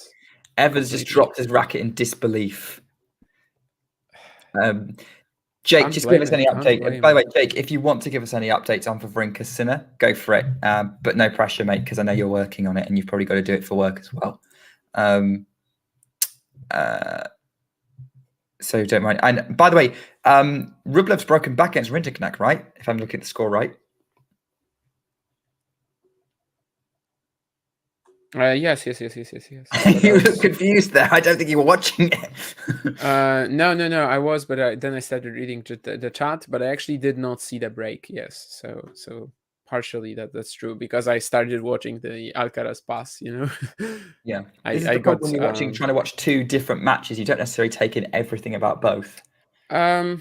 Depends. Like if you're doing this commentary and especially if you're doing this on one screen, which is what I'm doing right now when we're doing this commentary, yes. Yeah. When I'm just doing it on two screens and nothing else really, it's easy. I'd say 3-4 matches at the same time is when it gets really tricky. I basically stopped watching 4 at the same time like I used to sometimes because I felt like I actually know nothing about either match. Yeah. 2 is actually in tennis. I feel like it's very easy to pull off because there's so much time when there's no play, right? 25 seconds between points. Very often it happens that on one screen you have a point and then it ends, and actually on the second now there's a point. But when we're doing streams, it's trickier, and especially when I'm only using one screen as I'm doing when we have a stream. Yeah, I know what you mean. I had multi-screens at Wimbledon, especially during the first week, and I was getting up to 6 matches at one point. Past a certain point, you don't get anything. But yeah, you actually know nothing besides the scores. Yeah, but then that's part of the problem. Like, I could probably catch bits and pieces, and what I tend to do is just sort of focus on one, maybe 2 of them, and then use the others as kind of a live score update and an idea of sort of how people are playing. I think the one that kind of was the most frustrating was probably when at Wimbledon I was watching Świątek against Bencic at the same time as Azarenka Svitolina, which were both really dramatic matches. And I was obviously more focused on the Świątek match, but obviously Azarenka Svitolina probably ended up being the overall better match, if that makes sense. So I didn't take as much of that one in. Yeah, debatable. I think there was a lot of people who just watched Świątek Bencic and then managed to be in time for the deciding set tiebreak of Svitolina Pegula, right? That's what I did.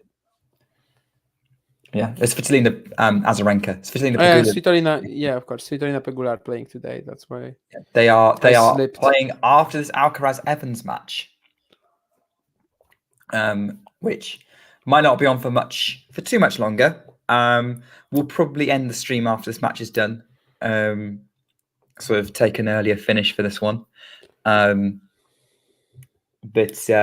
it's been good watching tennis with you as always, but we've still got plenty of tennis in us. Any updates from Rinderknecht Rublev? There was another break, but I honestly just lost my focus a bit trying to again commentate. And and yeah, commentate, and I started talking about the multiple matches at the same time dilemma, and Ironically. yeah, then I just lost all attention. But actually, Rinderknecht found another great pass to break. I rewinded it now. Well, pass. The other one was not a pass, but it was like a forehand counter out of the corner, and this was pretty much the same, just with Rublev at the net. They've just flashed a graphic up. Carlos Alcaraz has apparently hit 52 winners in this match compared to Evans' 24. This has been and that kind of fits. I mean, this has actually been we've not been focusing on it too much because it just feels too much, but there's actually been some pretty great tennis played in this match, as exemplified by this passing shot from Evans that almost knocks. What happened there? Trying to get out of the way. What happened there? I don't know. It's like Alcaraz was trying to almost get out the way of the ball, maybe to try and get. Okay. No. You're gonna see it on the replay. It's on net court, actually. Oh, it's a let cord. Because it felt impossible that Alcaraz would just not even land it, like, at all, like not even touch this with his racket, right? And both players have been smiling a lot after several of these points. Like, there's been some really spectacular stuff going on here, and it's been actually quite a nice match to watch. Well, the energy on the court has definitely felt really positive, and like the guys are just laughing together and enjoying their games, enjoying their great shots. Alcaraz puts a backhand into the net to take this service game to deuce and complicate his life a little bit. I love how Elena became a huge fan of Maroshan's drop shot, and now is basically referencing, let's say Alcaraz makes a great drop shot, and then that is actually compared to Maroshan, not the other way around. Do we think that Maroshan performance against Alcaraz in Rome is just going to be like him redlining for one day and getting that one big win, and we're probably not going to hear very much from him again?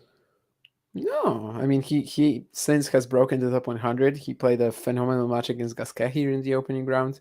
Like, the guy on his day will continue to rack up wins.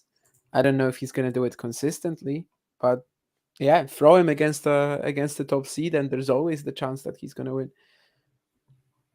Yeah, maybe. I don't know. I think maybe it's the consistency thing I'm thinking of more, because maybe he'll be a dangerous opponent for top seeds going forward, but I don't really. I kind of go off results and kind of, can you pull off 4 or 5 wins in a row at this level as more of a guide. And I could see Maroshan sneaking a 500 title, and that would put him in that category, maybe. Well, that's already pretty huge. Yeah. I 500 honestly, is actually a harder achievement to get than people think. Sometimes, yeah. There are a lot of great players who do not have a 500 title, like Casper Ruud, let's say, or Gael Monfils until 2016 Washington, I think, didn't have a 500 title, and like etc. Yeah, I would say I regard someone as a top player if they've achieved one of these 3 things. I know 4 things. Sorry, semi-finals at a Grand Slam or the Olympics, final of a 1000, winning a 500, or winning 3 or more 250s in a year. So it was what, semi-finals of a slam? Yeah, and the Olympics. Winning a 500. You're only saying Olympics because final of 1000. Sorry, I wanted to Andy Murray shame you, but then I realized you're actually not as big an Andy Murray fan as most people. He's my favorite ATP player, but he's not. Yeah, I'm not as delusional as he's not God to you, right? Like, no. Yeah, I know. Because I wanted to say that you only value the Olympics because Andy Murray won it twice. No, and also I said semi-finals, so that's an even lower bar. Yeah, but I mean, that's why you consider it an important event on par, on par with the. I mean, I wouldn't Grand Slams. I wouldn't have done 20 years ago when the top players weren't entering it as much, but now they are. It's best of 3 though, so I think especially on the men's side, it is a little weirder, but I don't know. Oh yeah, never mind. So basically, semis of a slam or the Olympics. What was it again? Winning 1000 final. 1000 final. 500 title. or 3 titles at 250 3 level. 250 titles in a year. Okay. That's kind of, and which there are 60 ATP players. Maybe now it's 58 because 2 of them have just retired, who have achieved at least one of those things. Interesting. Sometimes you're gonna have the outlier, like I don't know, Philippe Dewulf reached the 1997 French Open semis, or didn't Volchkov reach Wimbledon semis at 99 or something? So Probably, yeah.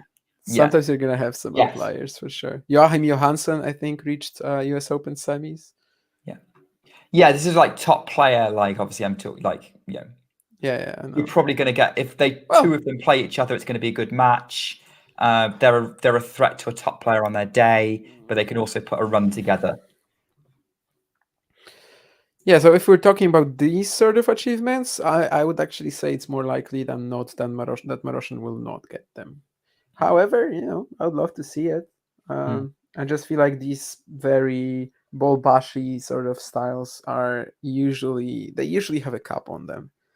Yeah. And I mean, Nicolas Basilashvili won Hamburg twice, right? So he would make it into your great player. Did you? I mean, yeah, did they're you not count him, great. Yeah, actually? this isn't GOAT's list. This isn't great of all time. This is just Yeah, I know. Yeah, but yeah, so but like he would make it in because he would make it in. Yeah, he was also in a 1,000 and final, right? He's won a 500 and got to an Indian Wells final. Yeah, he's won 3 500s even. I did not remember Beijing.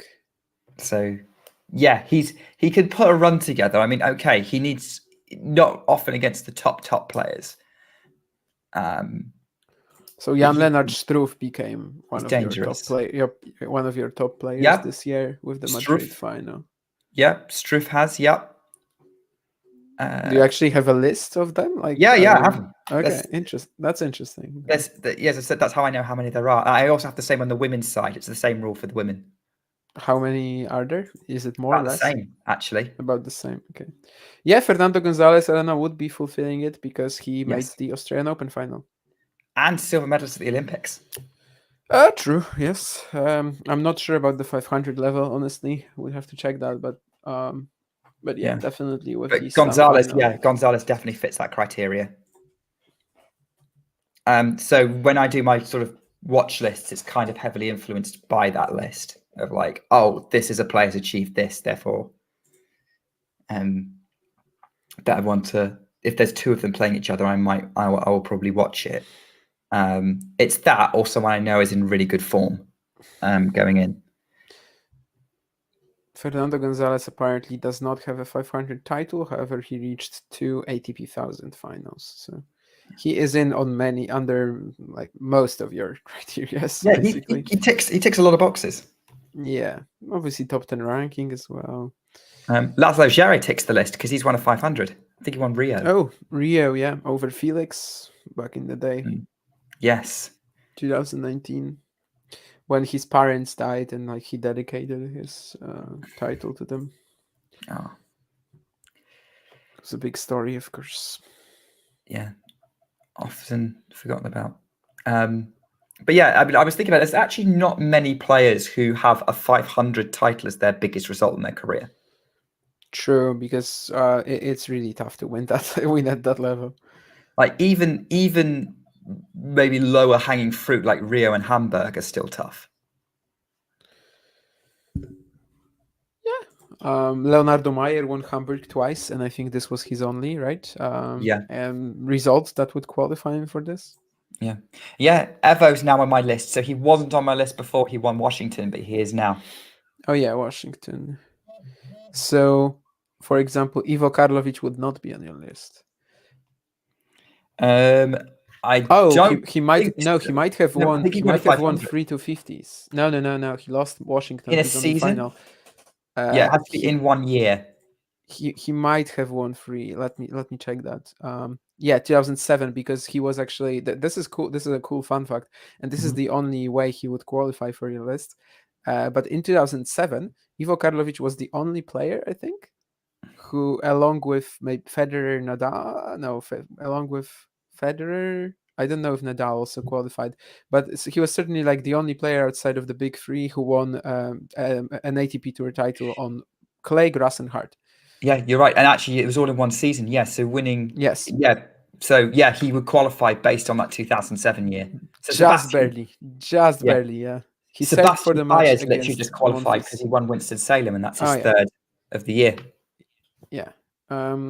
Karlovic was he served for the match against Monfils to win a 500 in 2016 in Washington. That was a very painful memory for a Karlovic fan. Were you a Karlovic fan?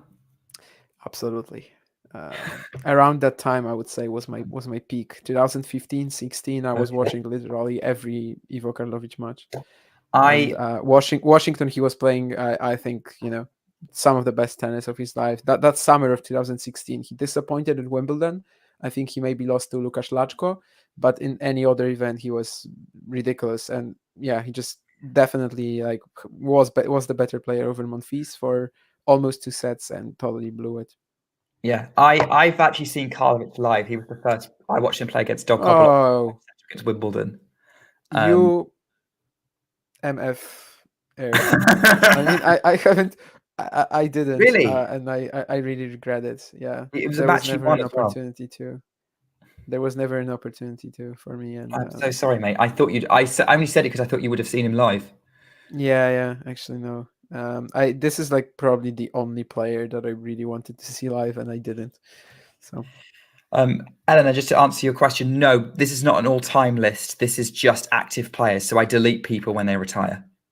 Yeah, we're hypothetically talking about some guys that were retired, because I'm assuming that you didn't have Fernando Gonzalez, for example. Yeah, right? I have noticed that Fernando Gonzalez is no longer playing. You started doing that later. So. Yeah, I probably would have started this list a couple of years ago. But I actually use it as also in my predictions as well. Like I give guys on the list a little bit extra weight when I'm doing predictions.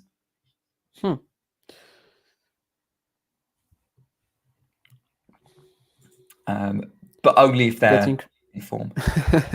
Yeah, was it Bogota, Jake? Right? I think Ivo played it twice, and yeah, Dudisela brought a chair from the line umpire in order to have a handshake with handshake, more like a hug with Dr. Ivo. Yeah.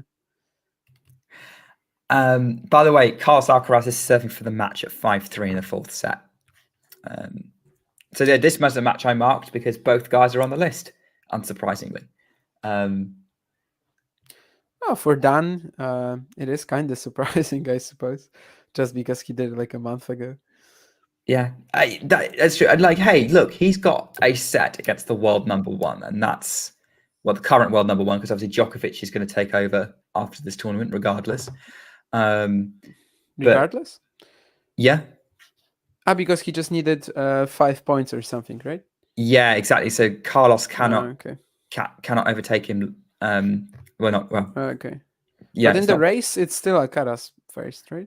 Yeah, it is. Race. I'm looking at the race now. It is. That's going to be a lot closer, I think. Points. Yeah, 400 points. That one's going to be a lot closer. It'll go up a little bit more when Alcaraz wins. It'll go up to 500. I say when Alcaraz wins, I think I'm pretty confident he's going to win this one. 30 love already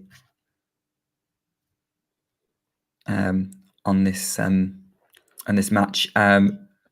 That's an insane lob as well from Alcaraz. And that's another bit of more brilliant tennis.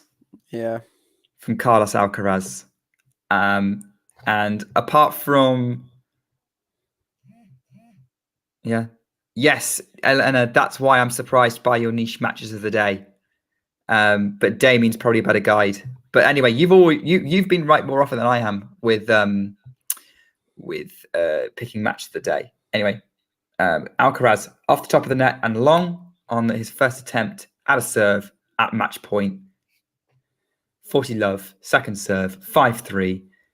Evans steps in, gets the backhand into play. Forehand Alcaraz on the attack. Evans scoops it back up. Forehand Alcaraz, winner, mid-court, job done, vamos.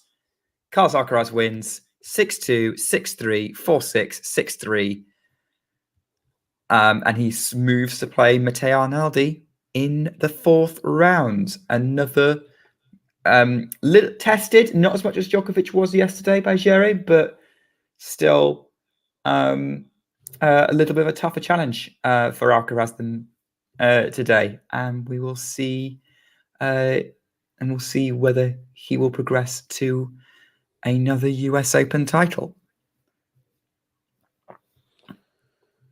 So yeah, Damien, your thoughts on that match? Honestly, Evans, I think, played a very nice one. He was playing well tactically, like, using that junk bowling ability that he has. Lots of, well, I don't want to say lots of aggression, but like also, just sometimes rushing the net for the surprise tactic. But that great scrappy slice defense that he has, that was also on point, I think, most of the time. It's just a tough matchup for him naturally, but he pushed Alcaraz. And honestly, like, it just feels like the match was a bit decided by that 3-2 break point, right? In the fourth, where Alcaraz just found another bit of incredible shot making, absolute magic. And from that point onwards, Evans didn't really have a shot. But yeah, I think he'll be okay with his effort. Obviously, he played a very tough player, and and just a naturally not a pleasant matchup for Evans. But he did well. Alcaraz managed to get through without losing that much energy, getting a bit of a test. Maybe that's helpful. And still looking good for the Alcaraz Djokovic final, of course, provided he beats Sinner or Zverev. Yeah. Unless Wawrinka has something to say about it, which is unlikely, let's be honest. Or Dimitrov. Yeah, one of them maybe, but like both. Or Dimitrov. Again, we probably say the same thing, right? Yeah, and also Zverev Dimitrov twice this year. It was just unwatchable almost. Yeah, I'm not watching that one. Is it night session? Yeah, night session. Yeah, it's first on night session. I will probably watch that since I'm waiting for Zhang Zhagang anyway. But I love that city name, by the way. Zhang Zhagang. Zhizhen Zhang should be playing there. Yeah, but he probably won't be able to make it in time. Sadly, he did too at the US Open. He did too well. Yeah. I think he wasn't even on the list initially. Vadanuki was, I think, for Zhang Zhagang, but then he withdrew. But Zhang was not on the list in the first place. Obviously, he knew that he was playing the first week of the US Open. Without having to qualify. Yeah, that is true. So Damien, what matches are you going to be watching for the rest of the day then? I assume you're going to watch the rest of Rinderknech and Rublev. Yeah, that is my idea of fun over the next 3 or 4 hours. Zheng Bronzetti, I will only check out, I think, if Kinven is struggling. Which that one's just started on court 5. Yeah, if she does, I think that's clearly like gonna be her idea. I saw somewhere, maybe yesterday, I read a prediction for this match that said that both players have a lot of potential, which I was really stunned by. Wawrinka potential. No.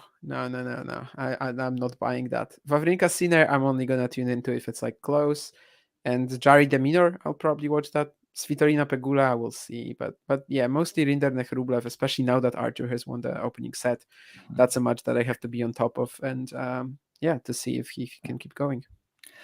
I will probably be watching Svitolina Pegula. I think that's the match I'm most interested in out of all the ones that are happening. Maybe Sinner and Wawrinka to a certain extent, but I'm curious to see if Svitolina can pull off the upset. Well done to Carlos, indeed. Give us a like, Lydia, and a follow if you're new. But yes, well done to and Eleanor's going to be watching Svitolina and Stan.